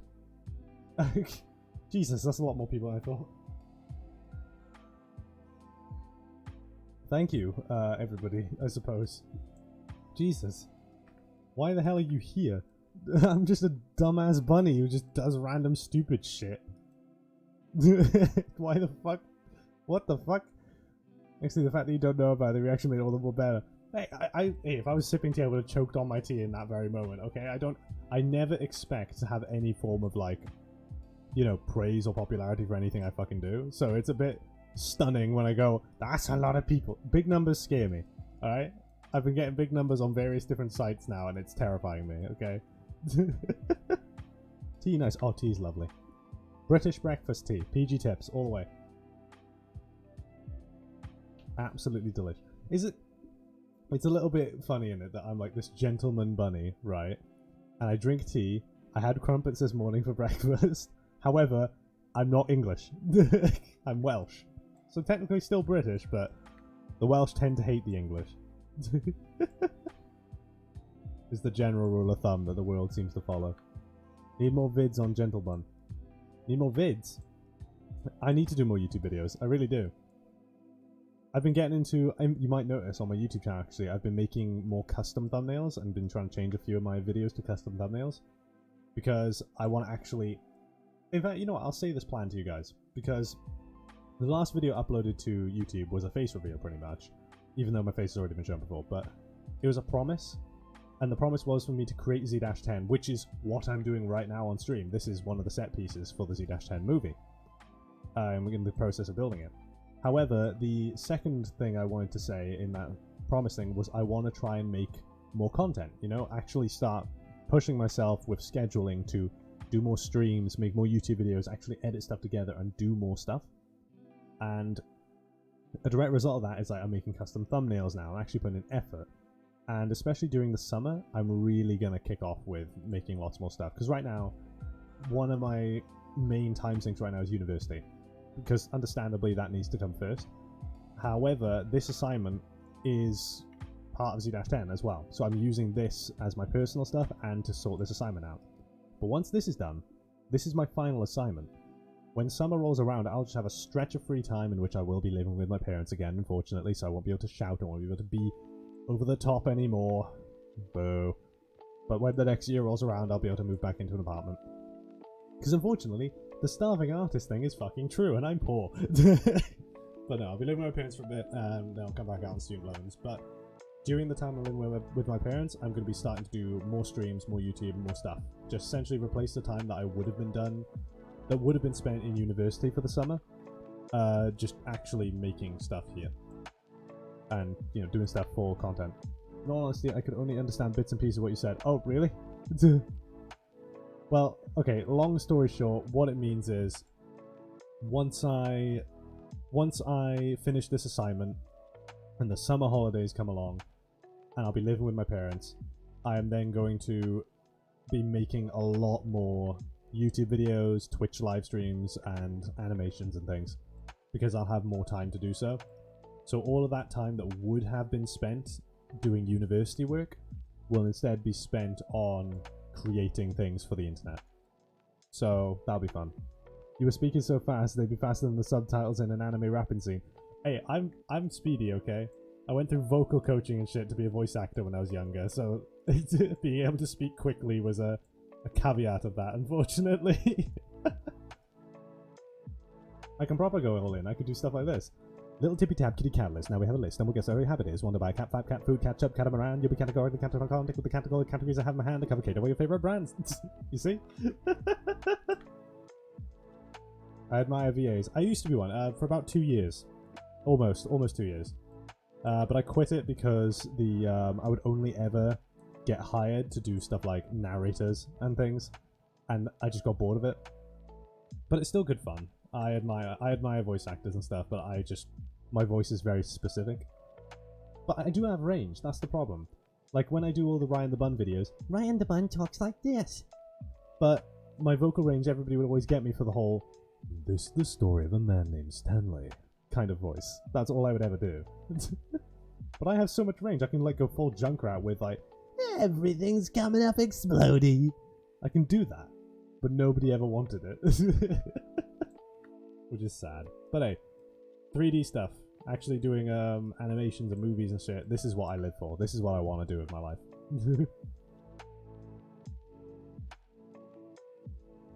That and just downing copious amounts of tea right now. I think I'm pretty much done with the basic block out of this entire location. I think next I want to try and work on the airlock, because otherwise I'm just going to be avoiding it for the entire duration of time that I'm spending working on stuff. So we need to come up with an airlock door design. Either that or just... What we'll do is we'll grab one of the existing doors and we'll modify it. That's what we'll do.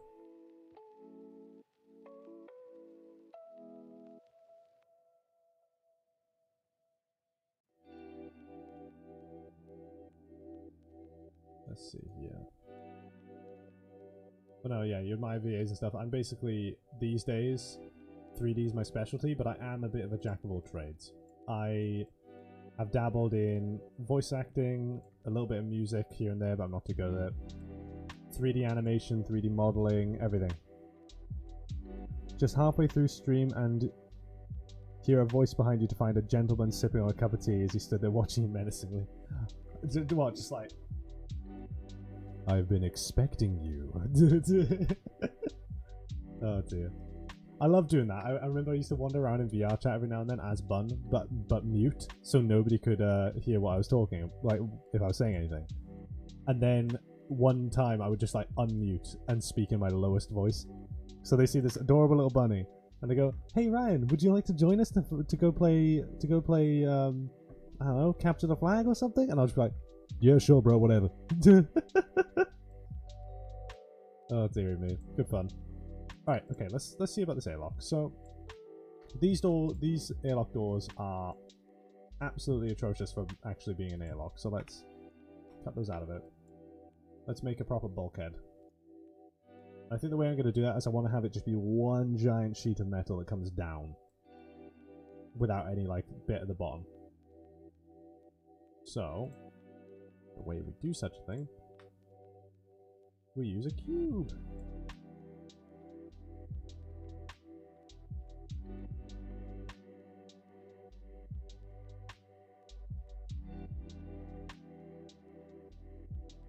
Like so. You know what, actually, we can do a similar thing by just having the bottom panel be lower down. Like so. Bring this top panel in by enough to be just in it. It's not really meant to be an airlock, it's more just a bulkhead. So it doesn't need to be perfect. And then what we'll do is we'll add a section to the top of this that almost looks reinforced. Maybe like, "Hey yo, that bunny be a man in the basement." Exactly. Hey yo. Yo. My voice is not really good at the moment. I can't really do any of the big stuff. The dramatic, over the top, hefty shit.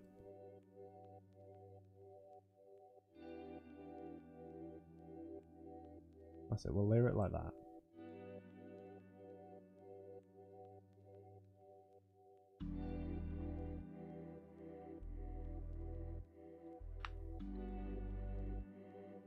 Let's increase the polygons across its surface. I said across its surface. There we go. And I'll make it editable. We'll grab this. No, we won't. Grab these sections. Move them away from each other like so. And then we'll move this polygon up like so. I'm getting a lot of Discord DMs, by the way. That's not your Discord, that is mine. Don't you worry. I will sort my Discord out in a moment. Where's that end? There.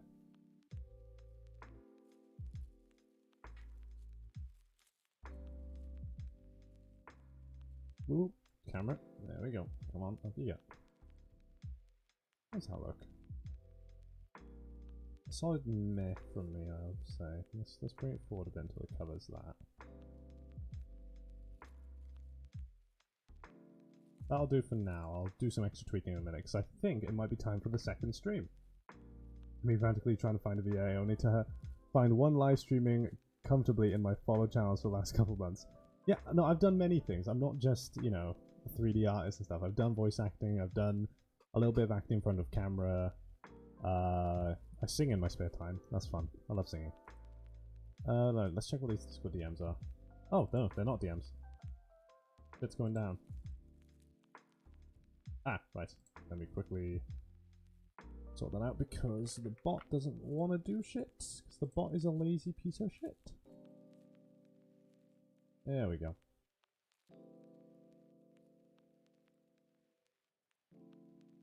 Singstram. I wish there used to be a thing called Twitch Sings, which was this amazing little karaoke app you can do on Twitch. It hooks straight into it.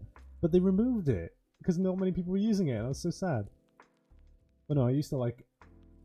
What's it? The type of songs I like to sing. I'm a bass, right? When it comes to my singing voice.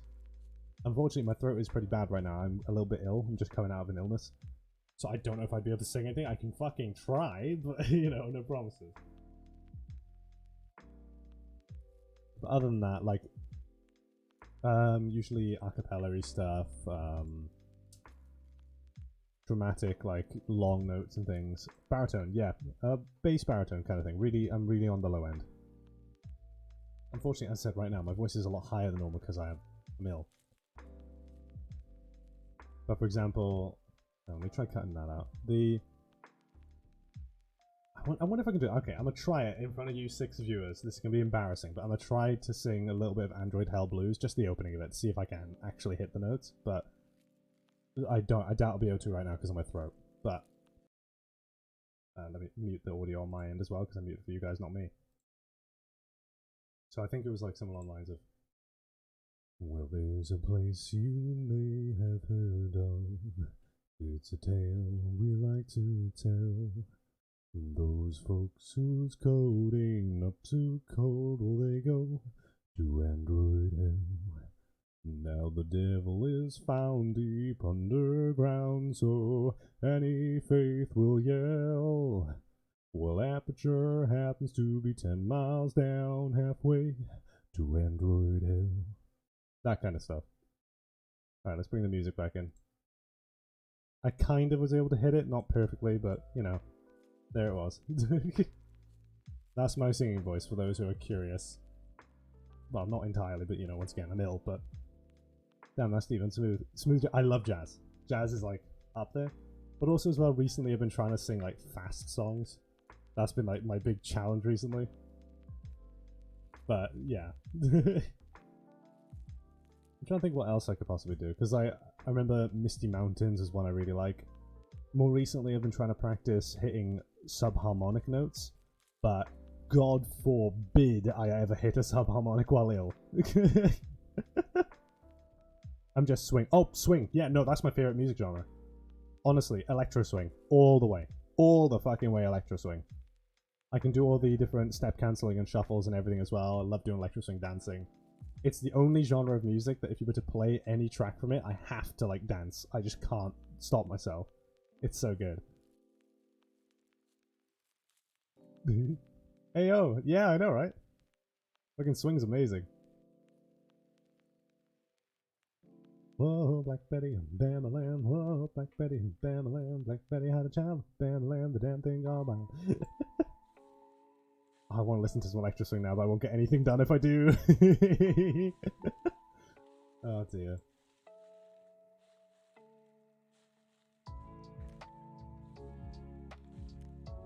Yeah, no, the other thing I've been trying to learn is like slightly faster songs. For example, there was some Dan Bull Minecraft rap shit that I was trying to practice.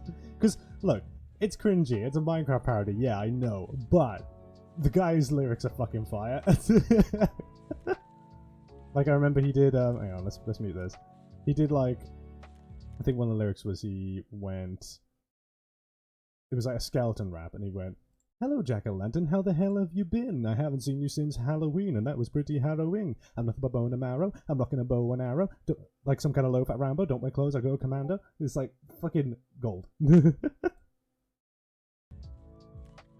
I got a DM. Oh, I think the love of my life is on his way back.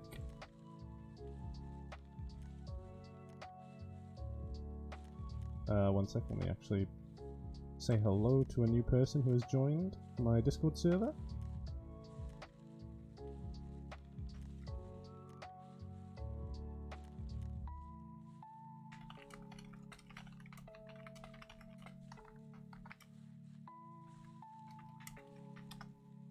Oh, actually, yeah, context for you guys, because obviously the streams go around. I apologize for those who have already heard me say this. We're doing a special stream tonight. So this stream right now is just me chilling and stuff, but there's a big special one coming tonight. You may also realize there is crowd control on the top left of this stream. That isn't functioning for this stream. It's for next time. So tonight, me and my boyfriend are going to be trying to have a race to see who can beat Minecraft first. However, we both are going to have crowd control on our streams, which means Twitch chat can throw bits at us to summon in mobs or explosions or disable our jump, invert our controls, and all sorts of stupid shit. So, oh yeah, but you can also like help us by healing us and things if you really want to, but I doubt anybody ever fucking will. So the idea is that me and Blue are going to try and beat Minecraft and see who can do it first, while Twitch chat might be trying to either help or kick our asses. So I think that'll be good fun.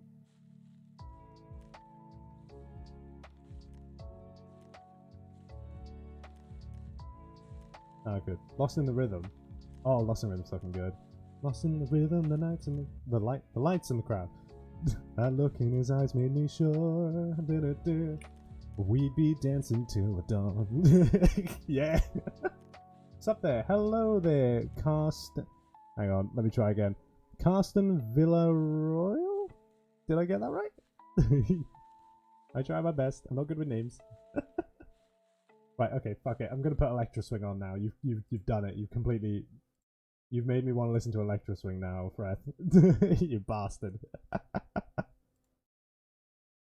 Let's see, what we got?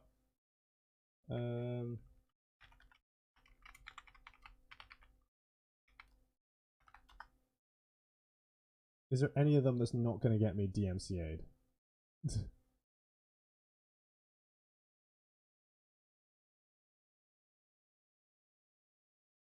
Alright, okay, apparently these ones are DMCA free. I hope.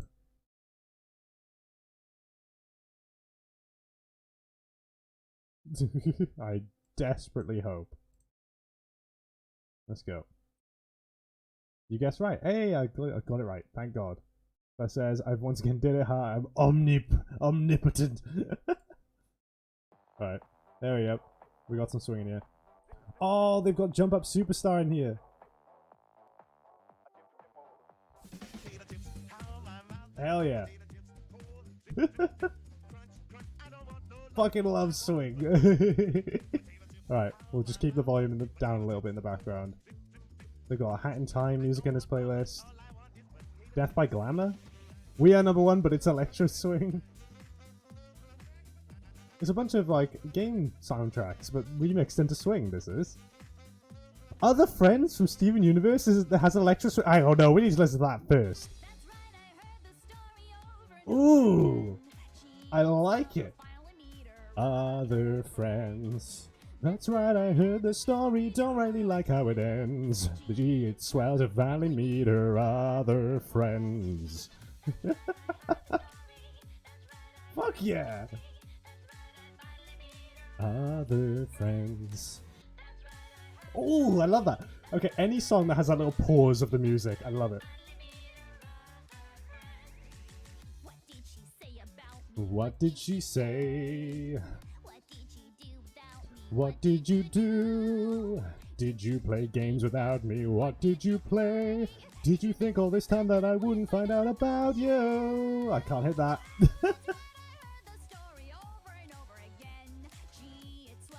This is gold! What the fuck? Oh, they've got a low pass filter to it. This is perfect. Hell yeah. Low pass? Alright. Build it up, come on. 5, 4, 3, 2, 1, and... Ooh!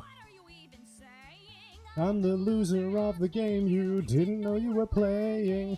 Let's play another game, this time I get to win. Lives on the line, winner takes all, ready or not, let's begin. Oh, I can't hit those notes, man. Oh, I feel so bad today.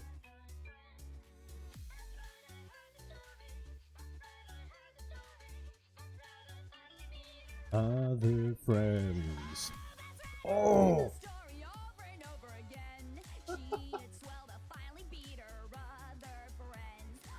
That's right, I heard the story. Don't really like how it ends. Gee, it's swell to finally beat her other friends.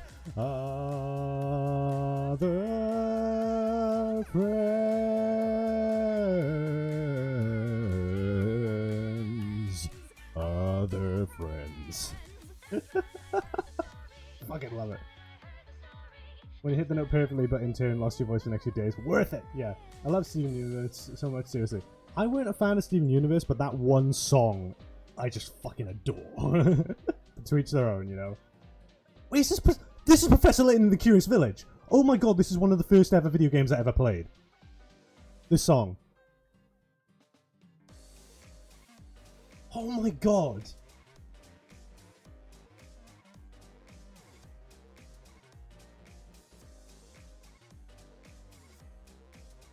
Alright, night time for me. It was splendid to do to tune back and stream. See ya. Alright, see ya, Fred. You're awesome, so keep being awesome, alright? Oh my god, the nostalgia I'm getting from this. I'm not gonna get anything done all day now. We're just gonna be chilling out while we just jam into music and shit and singing while I wait for Blue to come home so we can do that Minecraft stream. Fuck, man. Alright, have a good night, Fred, okay? Rest up, buddy. Oh, that's so good.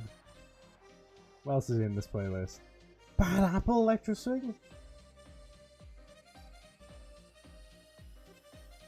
Wait, Lance's theme has an Electro Swing remix. What?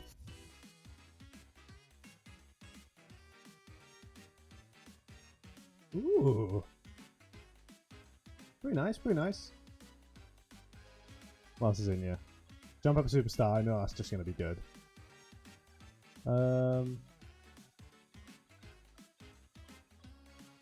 Death by Glamour. How would that sound in Electro Swing? Let's see, let's have a look at that. Hey, Twitch sings. Twitch sings notes. Lovely. Dun, dun, dun, dun, dun, dun, dun, dun, dun, dun, dun. Alright, good.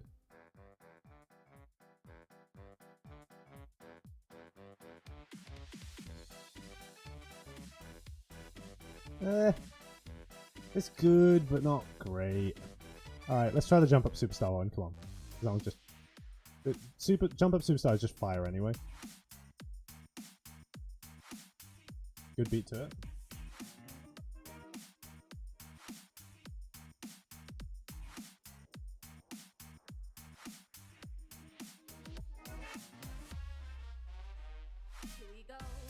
Demolish some kind of table real quick. It's freedom like you never knew. In a flash, you could say my hat is off to you. Do you want heavy dubstep? I don't like heavy dubstep, sorry. Not much a fan of like hardstyle and stuff. Nah, I could say yes please. I'm sorry man, I can't. Not a massive fan of that. Jump up, don't be scared. Jump and let your cares all soar away. I can't hit low notes again today. I'm ill. Fuck. I want to be able to sing my low notes. Angry. Oh, I'm sorry for breaking your heart, my friend. I'm sorry.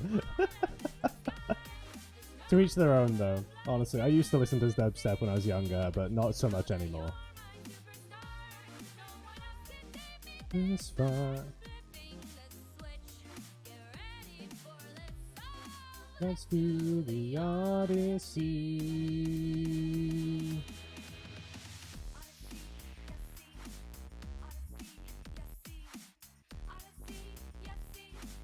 Odyssey, yes, see.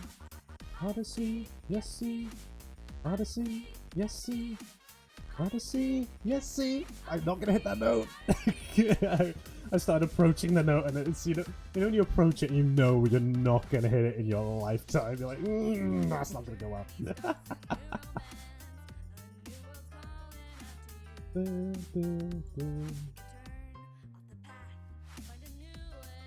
To the cast, every captain needs a crew.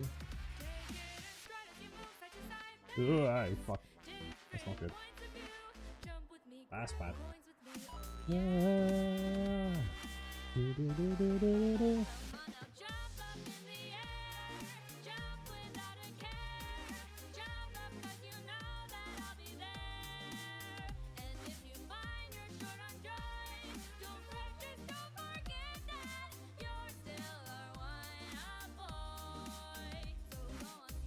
Chill House.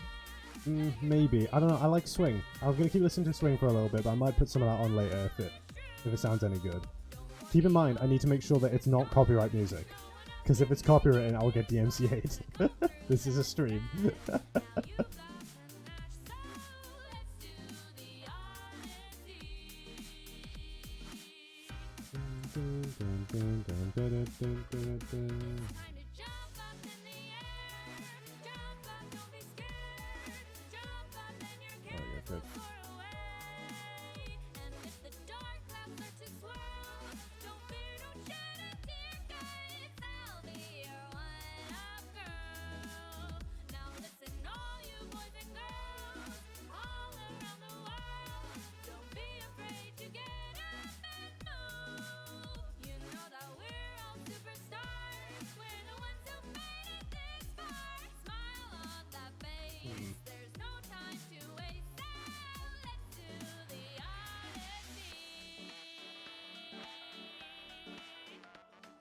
Can't be. We need some kind of base plate to it though.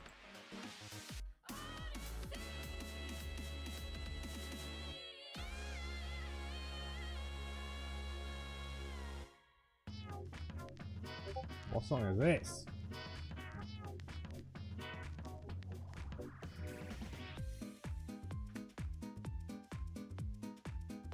What is this? Pokemon Sun and Moon, Lusamine theme. Ugh. I don't like it. Oh, I'm getting atted. Hold on, 1 second. Ah! Panic. Panic. Scrolling. Panic. Scrolling. Panic.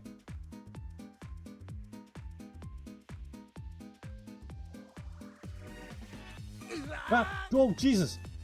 Thank you for the subscription, Amber. 20 months? Fucking hell! That's a milestone! Thank you! 20 months! Absolutely sorted. Let's see what else we got in here. Hold on. Time. The Devil Swing from Bendy Meat Machine? No. No. No. We're number 1. There we go. Let's go for this one. 4 more to 2 years. Oh god, yeah, you're almost at 2 years of subscription. Yeah, the original Devil Swing's way better. We've got this Electro Swing playlist I found, and they had a swing remix of, oh, hold on. I found a remix of Other Friends, the Electro Swing, and it's way better than it's any right to be. Here's a little lesson in trickery. This is going down in history. If you want to be a villain #1, you have to chase a superhero on the run. Also, Blue's on his way home, so we'll be able to get the big Minecraft live stream ready. Oh, Amper, do you know about the stream by any chance? Basically, me and Blue have had an amazing idea, and that's what's going to be happening tonight for the lovely stream. You saw the notifications? I don't think you know about... Oh wait, no, Twitter. Twitter had one, yeah. We're going to be doing a race to beat Minecraft, while Twitch chat is going to have the ability to use bits to summon shit into our worlds and like respawn us, invert our controls, etc. So you can help or hinder whichever side you want to see who wins.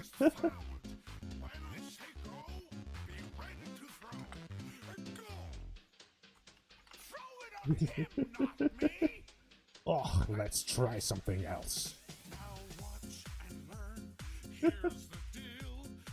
Totally gonna drop something horrible on both of you, so I'm like, oh yeah. We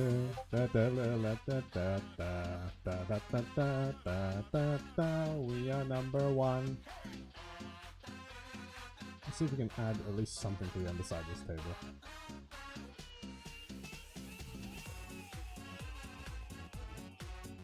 There we go.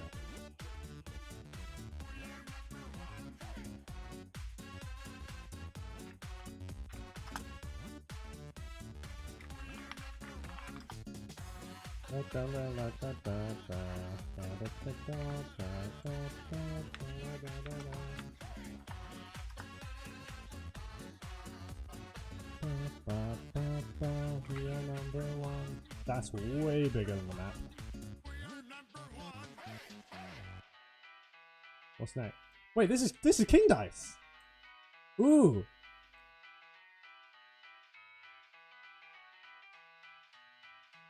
Come on. Bring that beat in. 5, 4, 3, 2, 1, drop. Oh. I'm the devil's right hand man.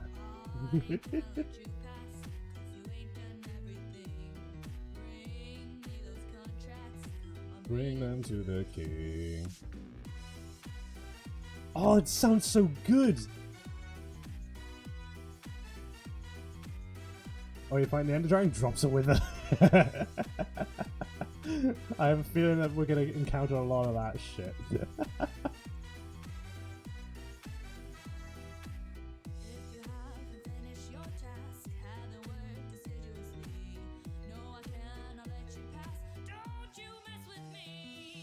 Don't mess with King Dice. Don't mess with me. Don't mess with King Dice. Don't you mess with me. That's right against the wall, can't do that. Don't you mess with me. I love her voice, great swimmer. Oh yeah, she's fucking good. Hey Ryan, hope you're doing well. I'm doing fantastically, I think. Getting there. I'm proud of this what I got so far, by the way. This has just been done during this stream, so 2 hours I spent on this, and it looks fucking fire. But yeah, this is going to be for one of my assignments. That's why I'm putting a lot of effort into it. We were just working on that bulkhead a little while ago.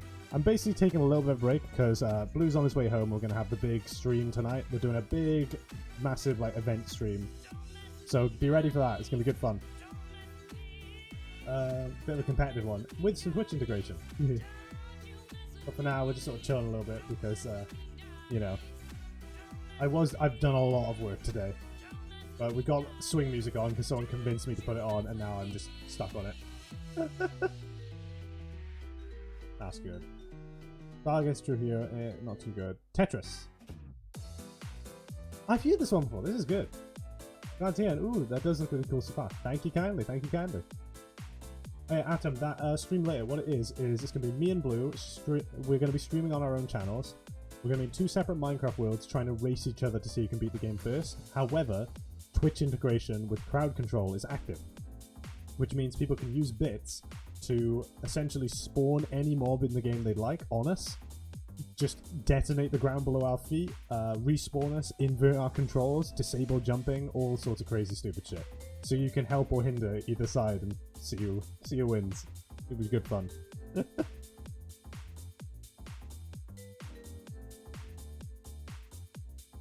I want to put the other friends one on again. Wait, Swing All Night and Day, Ghost. Nah, come on, get the other friends in here again. I need to encore this. Over and over again, gee, it's swell to finally meet her other friends. That's right, I heard the story, don't really like how it ends. Gee, it's swell to finally meet her other friends. That sounds like a lot of fun. Oh, hell yeah. I wonder if I can time it right to drop one of you through the end. Drop one of you through the end entirely. I mean, what you could do is you could wait for someone to get to the end and then respawn them back to their spawn point. Just back. And it's the world spawn, by the way. Even sleeping in a bed doesn't stop it. It will always be the world spawn. Did you play games without me? What did you play? Did you think all this time that I wouldn't find out about you? Oh, that's right, I heard the story over and over again. Gee, it's swell to finally meet her other friends. Gold. Yeah, but they don't lose their stuff that way. True. True. I think we are going to turn on instant respawn if we can as well. I don't know if it's in that version, but we'll try. Which basically means if we die, we just suddenly appear at the beginning. So you get like a frame of an explosion, then we're gone. When we're standing on that thin bit at the end, blow up the ground, you fall out of the room and die. Oh! Oh, all the items gone then. Oh, you fuck. That would be so mean. Winner takes all, ready or not, let's begin. Oh, that's right, I heard the story. That's right, I heard the story. Sorry, I'm getting way too into this.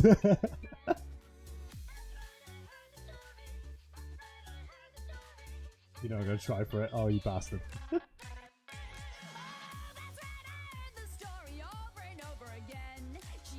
Oh, this is fucking fire. Don't really like how it ends. Gee, it's swell to finally beat her other friends.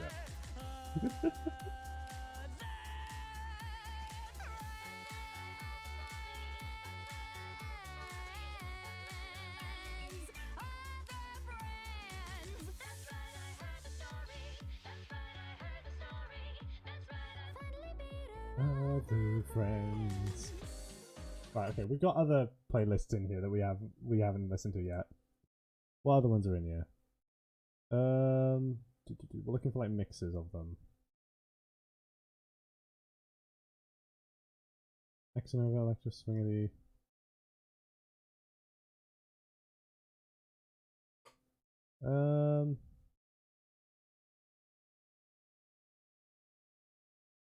Dummy Electro Swing remix.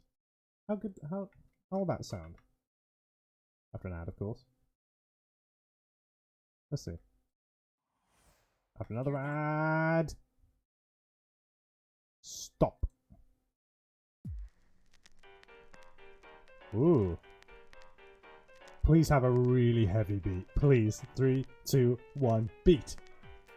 Oh, come on, make it heavier, please. 3, 2, 1, now? Wait, okay, they're bringing that. 3, 2, 1, beat. Oh. Oh, yes. Perfect. Love it.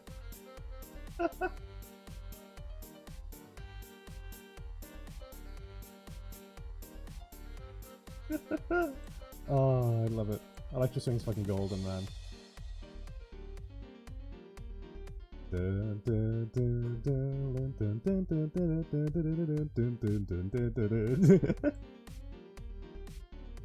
Oh dear, right, we've actually got to start putting in some fucking work, otherwise I'm gonna not get anything done. Is this the dummies fighting? Yes it is. Although I'll be honest with you, my favourite has to be the Mad Mew Mew one that they added. That variation on it is so good. Hang on. And someone did a remix of it as well. Gooseworks did. I have a feeling I'm going to get the DMCA'd for it, but I'm going to play it anyway. Because this stream is going to not really be that impactful anyway. Hold on. So, this is the original of it. And it's a step up from like Muppets theme. So this is the original.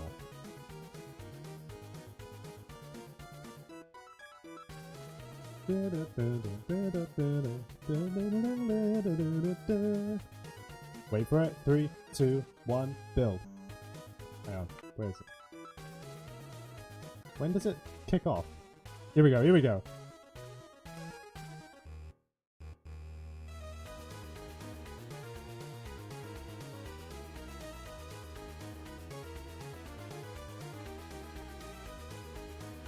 So it's good.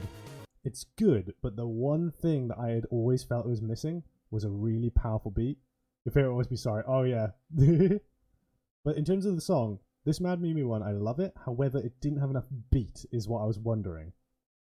Yeah, it is. So is, if you think about it, you got Napstablook, Dummy, and Muffet all share the same theme, but they just get more and more built upon as it goes to Muffet. So, for example, have you ever noticed that? Basically, if I get Napstablook, and then I grab Dummy Fight theme, and then I get Spider Dance, you'll see. Don't be an ad, don't be an ad, don't be an ad, don't be an ad. Hang on.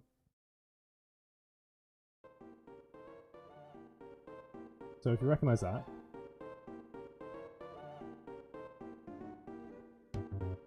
they all share the leap motif, yeah.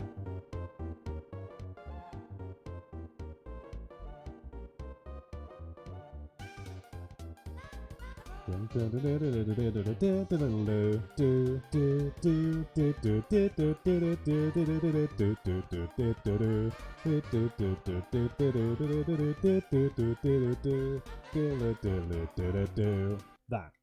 Dummy. Also, is a sped up version of Napstablook. 187.5, look at Pathetic House. Yeah, I know about that one. That's good.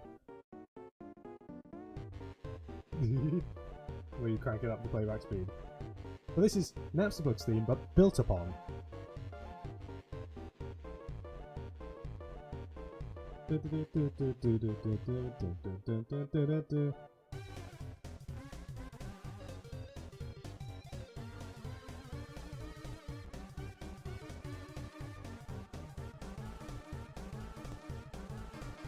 And now it sounds more closer to Muffet. And then, of course, once you go past that, you get, after an ad, You get Muppets, Spider-Man. Toby did a great job making these music feel totally different for all the new blocks. Yeah, I know, right? But they all share the lead motif, and that's because they're all part of the same little progression area. It's so well done. Toby's fantastic when it comes to hiding those things. But the wait for it. We'll eventually load. Come on. Almost there. And then you got Spider Dance, which is the culmination of all that build-up. Let's skim into it. Oh, come on. Ah! There you go.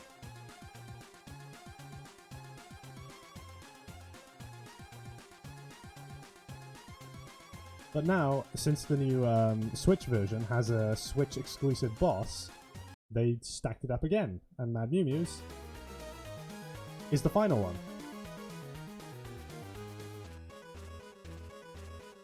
So Mad Mew Mews is the final stack of all those building up to it. However, someone named Gooseworks made a remix of Mad Mew Mew's cover, because the one problem I had with Mad Mew Mew's song is that its beat was missing. All the rest of them had quite a decent beat to it. Mad Mew Mews has this sort of like staticky noise that comes in, like as just noise essentially in the background as its beat, and that just sort of makes it feel like it doesn't have as much bass as I feel like it really should, because I love the feel of the beat of it. And so Gooseworks decided to come in and completely scissor kicked the fucker and made it into the most boppiest bop that has ever bopped, and it is this.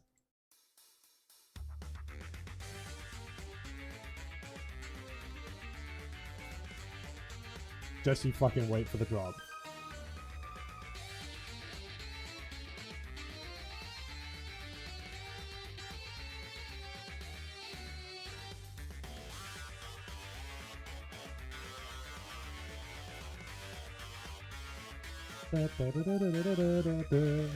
Yeah, bop.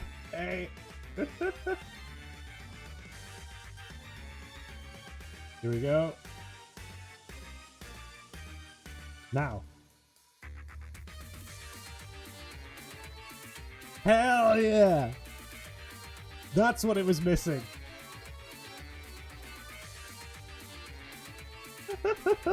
So good.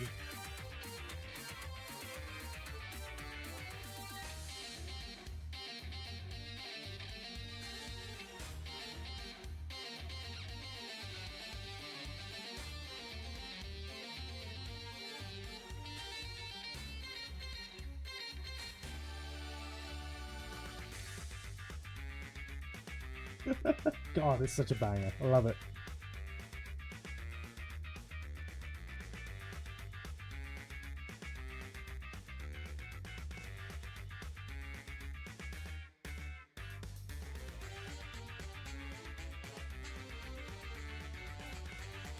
I love how I can just rip the entire roof off.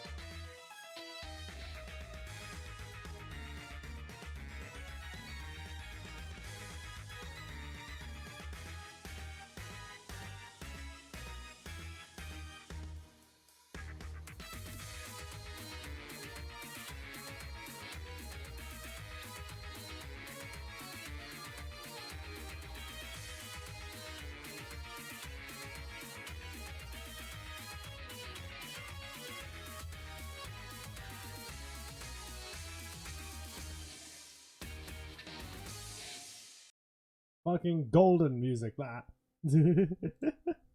Alright, finish this little thing off. Because there's something I want to do while I'm here doing this stream. Because I was singing earlier and stuff, I want to attempt something on stream and get it on record. Because I have never actually recorded myself trying to do it, and I'm slightly ill today, so give me credit where credit is due for attempting this while ill. But there's a lovely little rap song that Stupendium made called Ad Infinitum, which is supposed to be a song that is essentially a giant advertisement kind of thing. It's a spam ad guy. And he's from Deltarune. His name's Spampton. And I want to see if I can nail some of the parts of that rap. I wonder if he did an instrumental for it. There's an ad, there's an ad, there's an ad, there's an ad for Adobe Premiere Pro. No! Friggin' DaVinci Resolve is better than you and it's free. Such a good song, holy shit. I know, right? Let's see. Did he release an instrumental? Oh, I don't think he did. Hang on. Ad Infinitum. Instrumental? Ooh.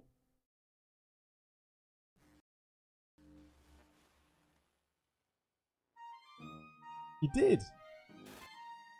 He did release one. Oh boy. Fuck, this is gonna be difficult, isn't it? Alright, I'm barely gonna be able to hit any of this. Let's give it a go. Let's get a close up. Here we go. I don't even remember the timing of it, because some of them are offbeat and shit, so I'll try my very best. But I'm gonna fail. So we'll give it a go. Well, if it isn't a lightener, hey, hey, hey, hey, looks like you're all alone on a late night. All your friends abandoned you for the slime. You are? Sales gone down the drain, drain, living in a goddamn garbage can? Friend, you're either closing your eyes to savings you do not wish to acknowledge, or you are not aware of the caliber of discounts indicated by the presence of a heart-shaped object in your community. Hey kid, look at you, right time, right place, arrive for the picking right money in your pocket to survive it like a very lucky. Oh, it's very, very lucky that you get to be investing in this very special product from everyone's favorite #1 rated salesman circa 1997. Mighty proud to say it, yes, I'm mighty proud to say it, yes, I'm mighty proud to say it, yes, sir. Don't you want to have a little fun with a sponge or something to pluck you from the glum humdrum? Live comfortably, camp like this. Yum, yum, listen up for the offer only comes just one take time. I can see you're having violent thoughts, but don't you wanna be a big shot? Try today while the secret can start. All you gotta do is hyperlink blocked. I used to be nothing but the email guy. Now I'm the it burns. Oh, stop, help me, it burns guy. We've got never better bargains. We got deals you won't believe. We can tell you what you want before you realize what you need. If you pardon us the jargon, here's our dark no guarantee. We take cash or card or credit, but we'll take your heart for free. Oh god. This lyric isn't listed, why? Winter Tuts got by mom, hit the shore, never fly, will surprise you. All you've ever dreamed of, shining, glistening, gotta buckle up, grab life by the silly string. You can have it, say the word, it's yours. Yeah, I wasn't listening. See, it says just here, right here, last year, on the 3rd of the 4th at 5:06, you search cat pics online. Well, that's just fine. Moist, delicious cookies. Little to be cat to be catless. Now we have a list, and we guess area habitats. Wanna buy a cat, fat, cat food, cat shop, catamaran, either categorically, catatonic, with the catalog of categories I have in my hand, the cavalcade of all your favorite brands, and have business doing cats and facing house on demand. You'll be getting onto your plans. That's what the brand, wanna pick up on a flight. Alright, cat, plush, toy box, wine, why well, might just call me backgammon, hammer eggs, eggshell, chair bed, backbone, spongy hates, it's $4.99, lifeboat, boat shoes, shoestring, string bean, beanbag, backpack, pipe bomb, bomber jacket, jackdaw, doorstop, stop road, please don't take my furniture, stopwatch, watchdog, dog collar, ad collar, Adderall, seasoning, ping pong, palm tree, choke chains, chainsaws, switch kebabs. Do you want to count up? Or do you want to be a big shot? The next thing. You can do this true, I can prove you hit the registry rate. Ring, ring, ring, ring, ring, ring, ring, ring. You're kidding. It's for you. Want no secret? Hyperlink blocked. You too can have a communion with soon I'll even surpass that damn clown around town. Never better bargains, we got this you won't believe. We can tell you what you want before you realize what you need. If you're pardon us the jargon, here's our dark no guarantee. We take cash or card or credit, but we take your heart for free. Hold on an arrow, you funky little worm. You seem unaware of all the money you could earn. If you want to get the gold, well, it's not you gotta learn. Look the humans up their kindness and better to be churned. You want it, read it, don't you see? But if you want to make your screen green, you're gonna need Micro Mercurius. You gotta tell my friend, what do you talk right here inside the city? See, I used to be a top-notch big shot, best deals, best wheels, best prices in the tri-state area, but you can get it back. Yes, you can. All you gotta do is follow through the 12-step plan. Bigger, bigger, better, like the telephone was telling me. You've got to know the territory, spend a hand, land a hand. Fat as a little bit into the store, down the floor, and it's more anymore. Go to get on and go. Make a deal, big deal. High score, our score is closing. Hot tip shopping in 4, 3, 2, 1. Not skipping off his wired into in the box, swing by the gift shop. Think of the big shot. All this and more click. Hyperlink blocks. I'm gonna take a break at this bit. Jesus. We'll go into a Rhino. What a fun fact. I'll read that in a bit. We've got never better bargains, we've got deals you won't believe. We can tell you what you want before you realize what you need. If you're part of Mr. Jargon, here's our dark guarantee. And a brief beer. Insurance, no, I'm the best in policy. Honestly, do you want to end in poverty? Buddy, I'm the one to help invest it properly. I'm here to talk about extended warranty. It's a super compact liquidation, last chance to stay half price. Price I never before, and there's more to explore when you step in the door. The very model of a modern major general store. But the fact is, everybody's gotta have it. Those who have it really have it. If you haven't, well, you had it, couldn't hack it. Now they haven't had it, and they have to very glad. It's just they haven't sat there liking what they're having. Now they have to go like that. And we grab your demographics, so you're packing up your basket because you gotta have it. You decided to go back with the time you'll be trying to see a mannequin grabbing at the shelf in the pan. Seems that everybody has it, man. You really gotta have it, so you gotta get static, but a crackle in the static. If it's out of fashion, just a bad piece of fashion, so you practice it back into your bag, you don't have it. Fashion, everybody's gotta have it, doesn't have it, really have it. If you haven't, well, you're gonna hack it, you can hack it. I haven't had it, and the hand's very glad. It's a hood, she, mama, what a mouthful. The encyclopedia, being afraid. There ain't nothing to be scared of, till the fee will be paid. There's news to be made, with seasonal savings, regional ratings, and legally fading. Seeming and raving, ceaseless appraising, legal play with a needless engraving. Legally grave but sweet with the phrasing, feeding the grave but gleefully trading, feeding the craving, eat little plaything. Deal so good, I'll myself. Feeding the craving, eat little plaything. Gone with the sugar barrel, pick a barrel. Pan, feeding the cravings, eat little plaything. I can feel that smooth taste already. Feeding the cravings, eat little plaything. Hyperlink blocked. Fucking hell. That's probably the best I've done, honestly. That's fucking gold. Spin wobble. Right, enough of that. I'm sorry to have interrupted to do that, but that was fun. I enjoyed that. I think I did alright. Jesus Christ. Ugh. Let's go ahead and try and put some more Electro Swing back on, shall we? Adverts. Hello, adverts. How you doing? So what's this fun fact you sent me? Hold on.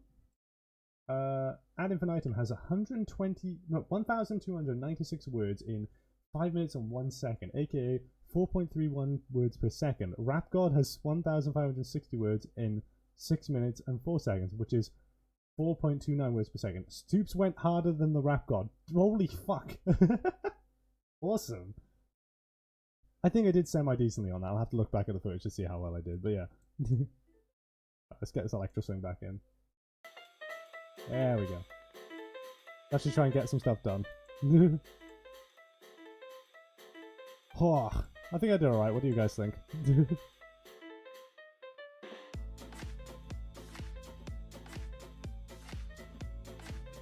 Ooh, that's bad. Nope.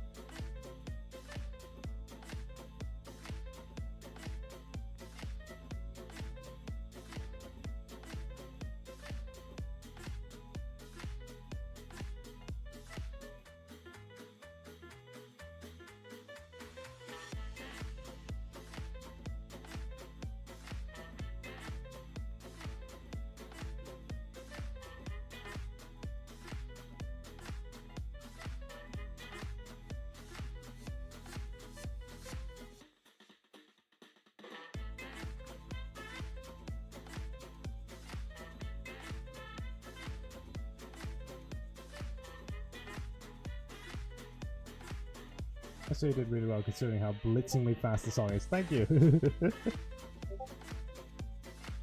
I do try.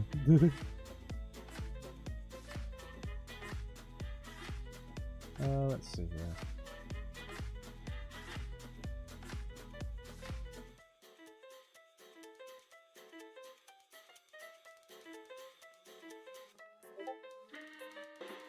I'm getting a whole bunch of Discord notifications right now. Don't worry guys, it's not your Discord. It's mine.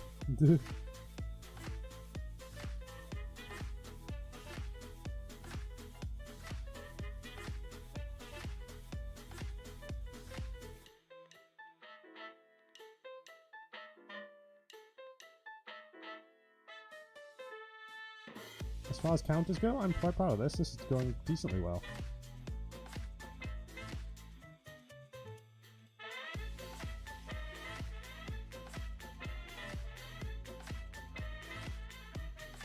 Probably put a shelf in there.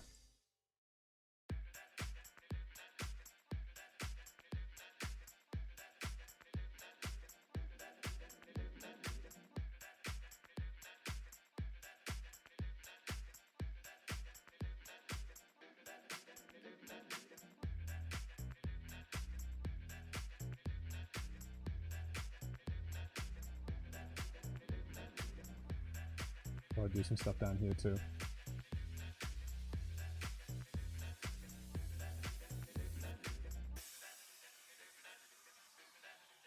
There we go. Make it look like it's actually stood up on my little tables and stuff. This seems a bit flat. Let's like raise a corner of it.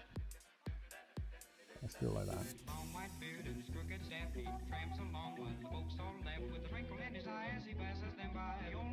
In fact, this might be better if I just do it like this.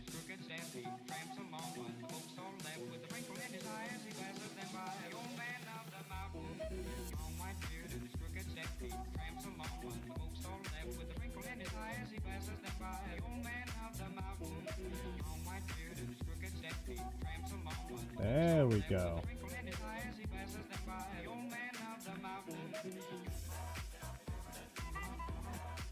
That works. Save. Let me check Discord. Just a bunch of random notifications. That's good.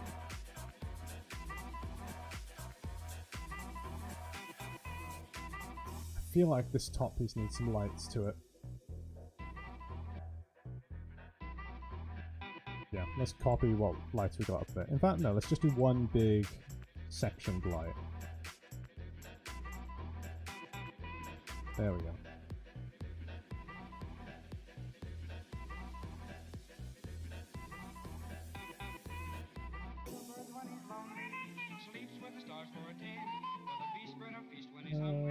Bring out the light.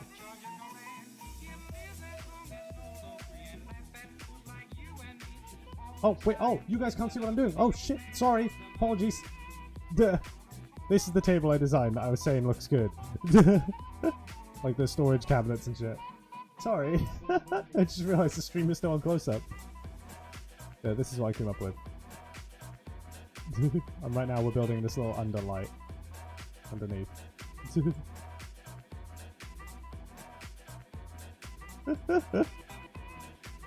Oh dear me. I need to get better at screaming, y'all. There we go. Ah, bloody hell. Let's give this a render, see how it looks. Professional streamer about hell yeah. Oh, the lighting looks so good! Oh, that looks so good! Right, okay, that's golden. That's golden. That's fucking golden. Alright.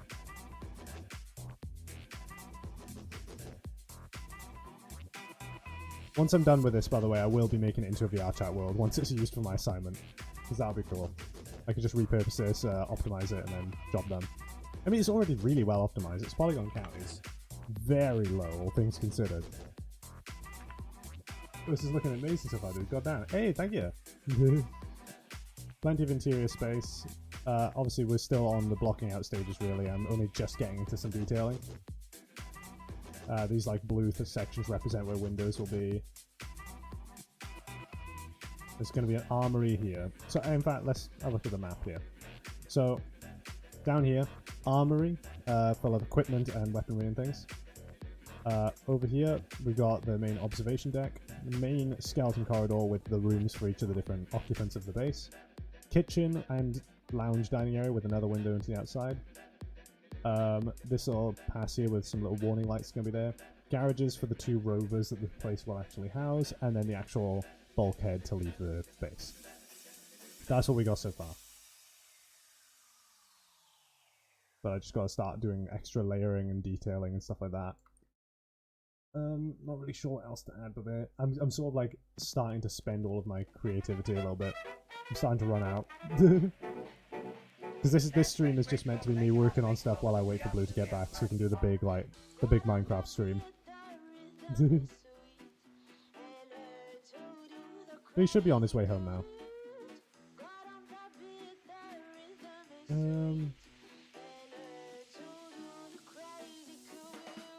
I have a feeling this room needs a bit better lighting.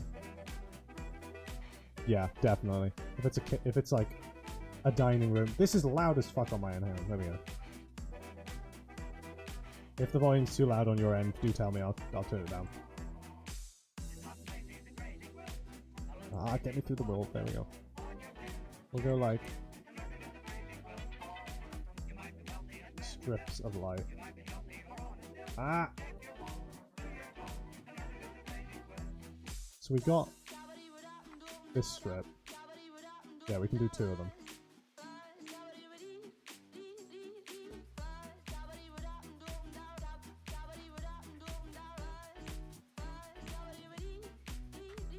I've got to get used to how camera control is.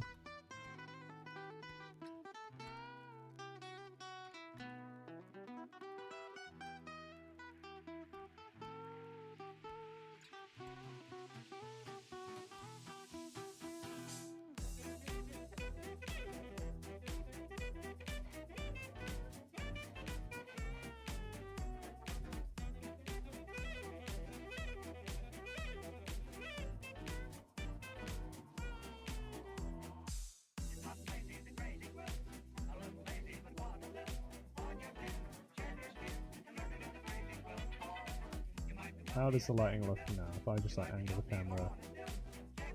That's an amazing angle I've just slipped into there. Oh, it looks so good. Oh, I wonder if we can get a little bit of a higher angle.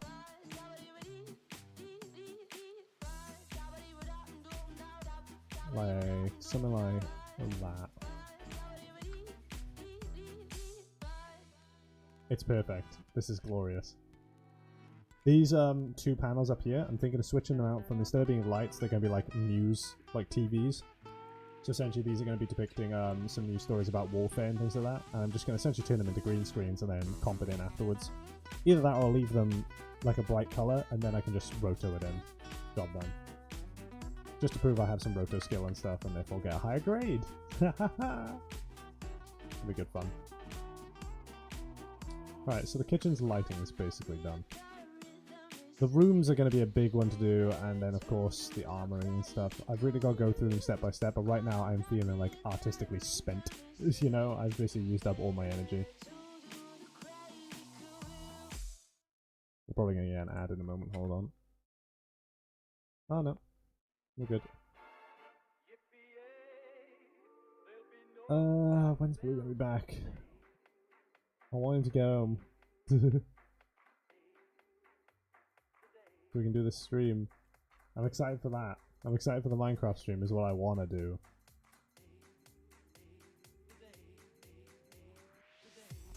Right, let's put an exit to the garage, why not? That'll be a useful thing for them to have, you know?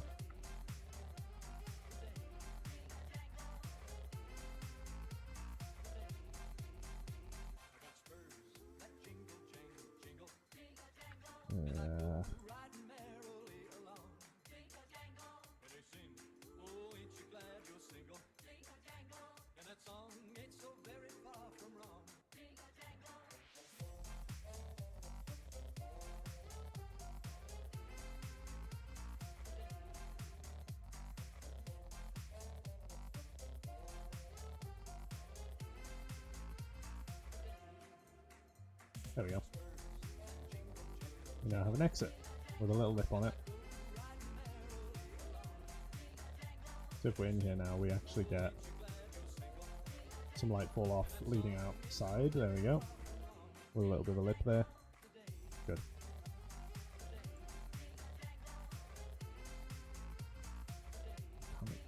Selecting stuff is a little bit fiddly. I keep forgetting how you do it.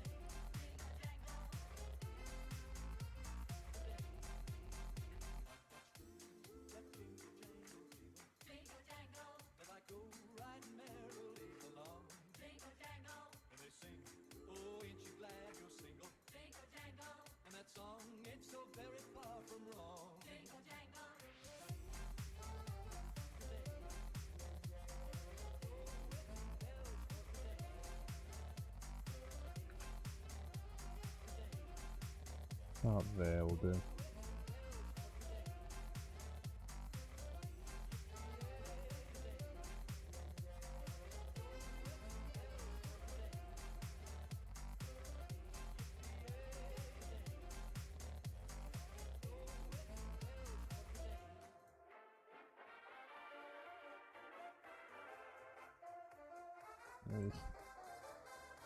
I'm still trying to figure out this shit.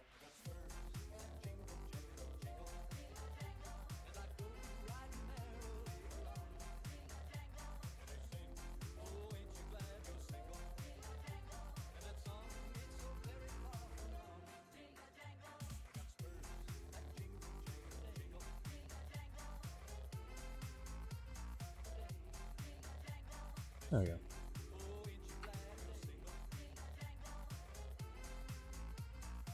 So how do those catch the light is the big question. Through the wall. The FOV of this camera's all shite. Yeah, it looks decent.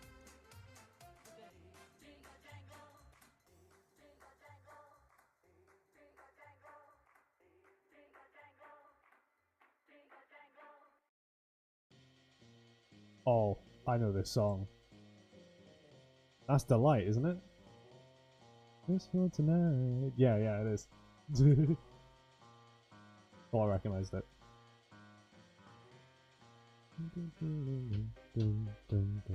Right, okay, I want to start getting some renders with actual exterior shots to them and stuff.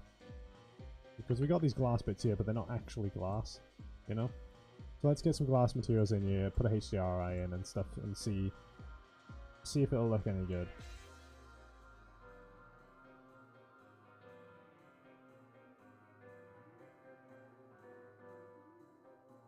There we go. Let's grab the environment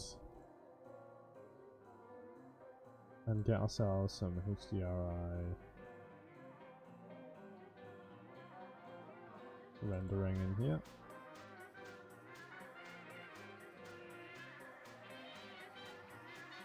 That one looks good. This will just render as purple if we don't turn off load from disk.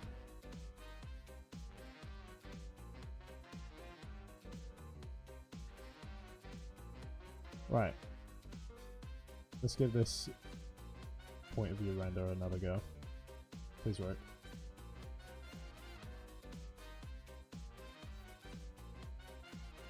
The window needs a little bit more. It's too angular. So what we'll do is we'll just smooth it. I think let's do it like. We'll have to alter this a little bit. All right, okay. Let's secure it as a solid object.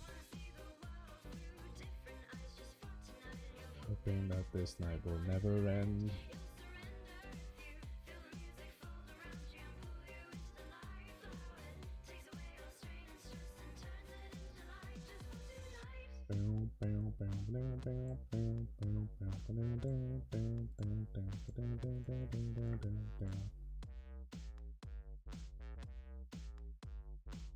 Show me down that piece.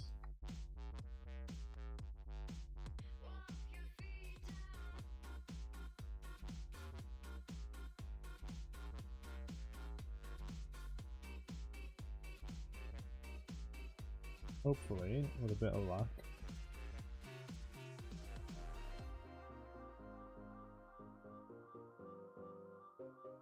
That'll work, and then what we can...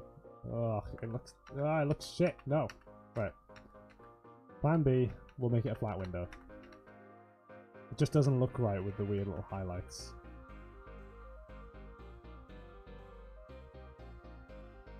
We'll make it as, like, mostly flat. So that it just ends up with a slight curve instead.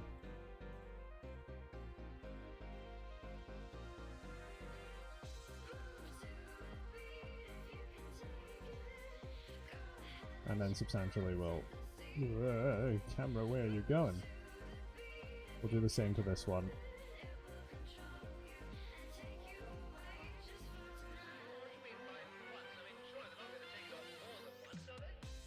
There we go. So we just have a slight curve to it. camera in here. Let's see how this looks. That's nicer. There we go. What we'll try doing is we'll try turning off the lights too. So when the lights are out, will the lighting of the outside fill up this room a bit? Oh, that's nice. There we go.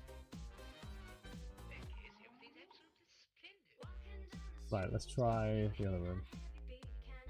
See how its lighting looks when the lights are out. You're just in here, looking down the corridor.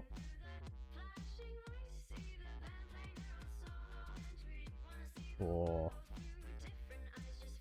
and what about the corridor itself? Lights out in the corridor. It's hard to spot because obviously we got all the dithering and things because it's a preview render.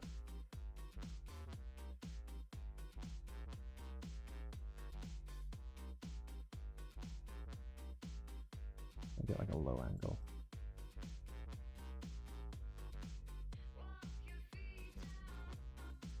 Oh, so the tables aren't touching the floor.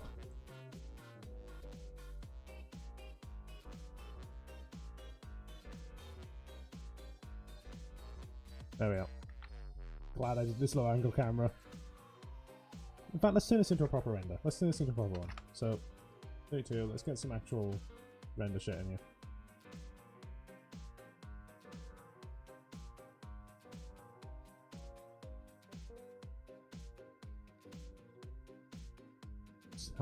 Tiny bit of depth of field.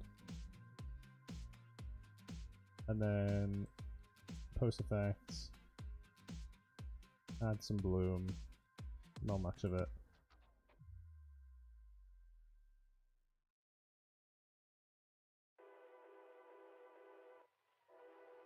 Alright, let's give that a go. How will this look? It'll take a little bit longer to render, but this will end up being a nice preview piece that I'll save and just post around.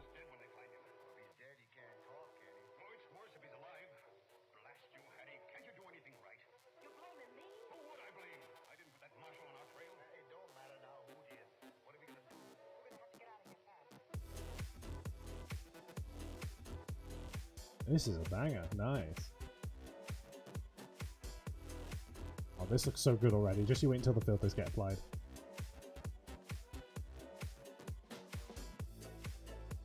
Oh, we're not in the camera. Oh, so it's not applying depth of field. Hold on.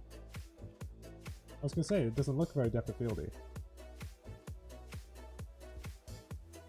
Oh, the depth of field might be a bit too aggressive. Oh, my glasses are playing tricks on me. Way too aggressive depth of field. You've really got to mess with the numbers of depth of field, like, barely. So let's go for 0.03. Let's just like render this region just so we can see. Because I want the background to be slightly blurred, not just like invisible. Still too much, still too much. 0.01.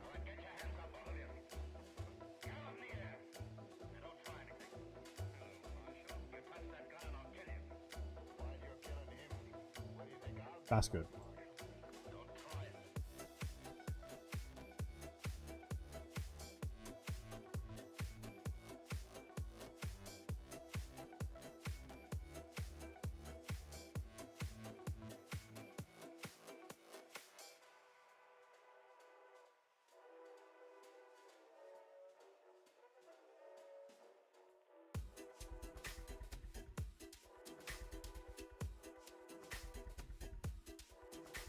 Hello, first time chat. Hello, Tara Snowcat. Welcome to the stream.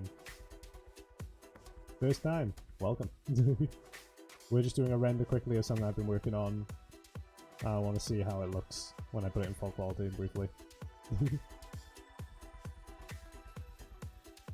Now, one thing we're going to have to put in front of each of the windows is slats to like block out the light. Because what I want to have happen is that I don't want the viewer to know what type of planet the character is on when I do these shots. So I'll have slats so the light can come through barely, just in like lines. I think that'll look really cool actually, now that I think about it. We'll give that a go later and see how it goes. But for now, I want to see what these filters do when it finishes rendering. Come on.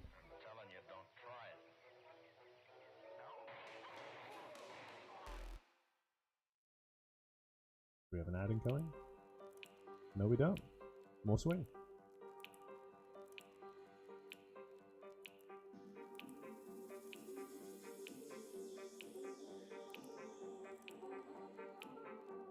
Welcome to the wonderful world of rendering for ages.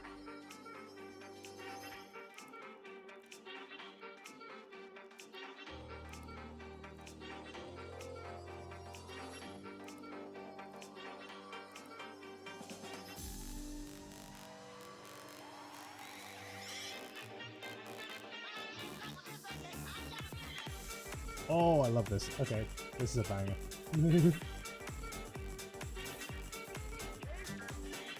A little bit loud though.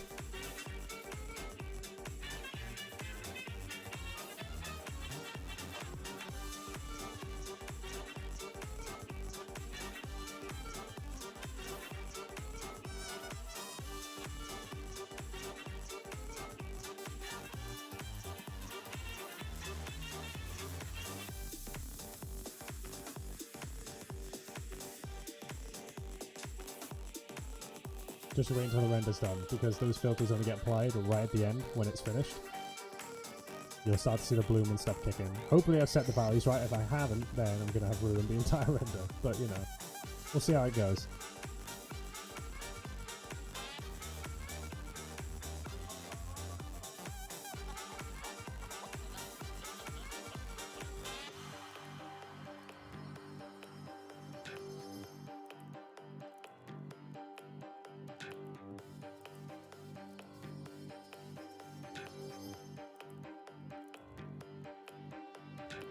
Public Enemy number 3, 10 years ago, was released today from the federal penitentiary after serving 11 years of a 10 to life sentence.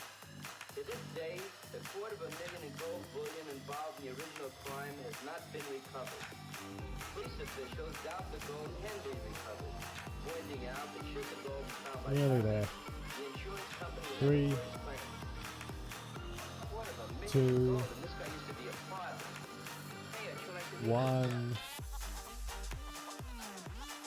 and apply the filters now.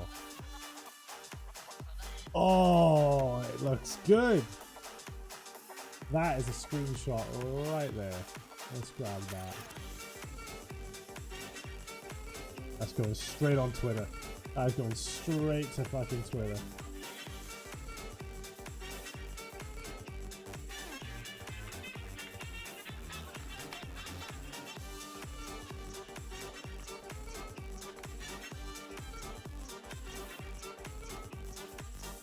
Oh, it's fucking gold.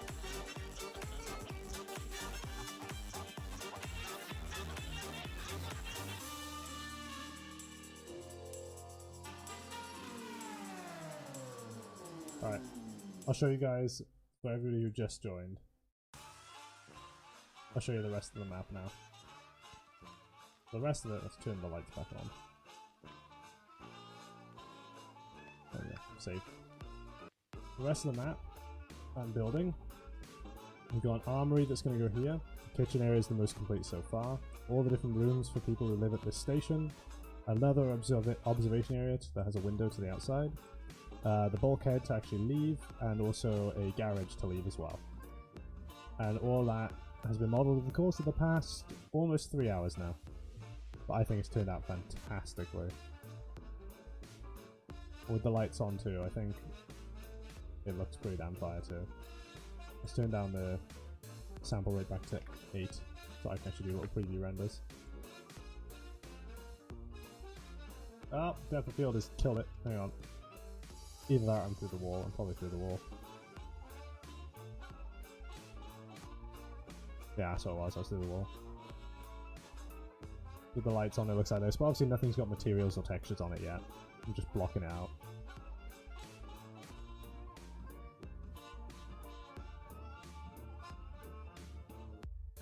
That's pretty nice. Let's try the corridor, but like during the day.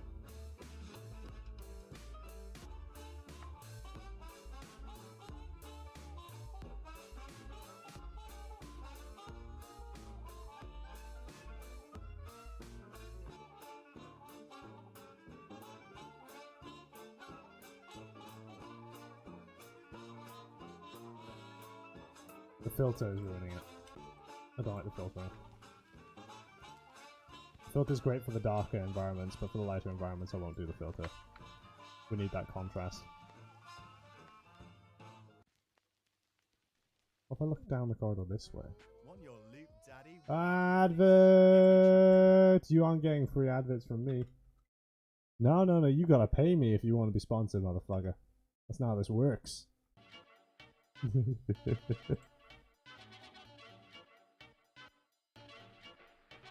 Oh, it looks alright. Jesus fuck, Bloom! Because I deleted the camera without any of the settings changes. Oh yeah, this time it should... No, no, no, no, I've got to get in the camera.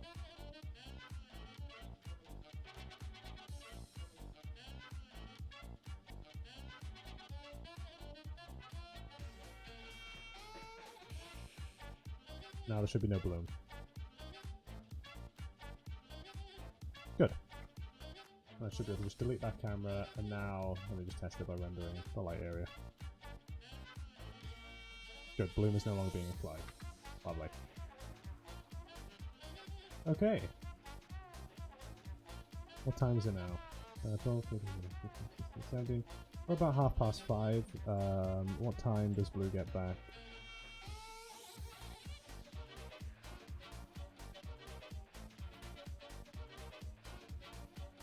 Blue's pretty much done with his work at the moment, so he should be on his way home.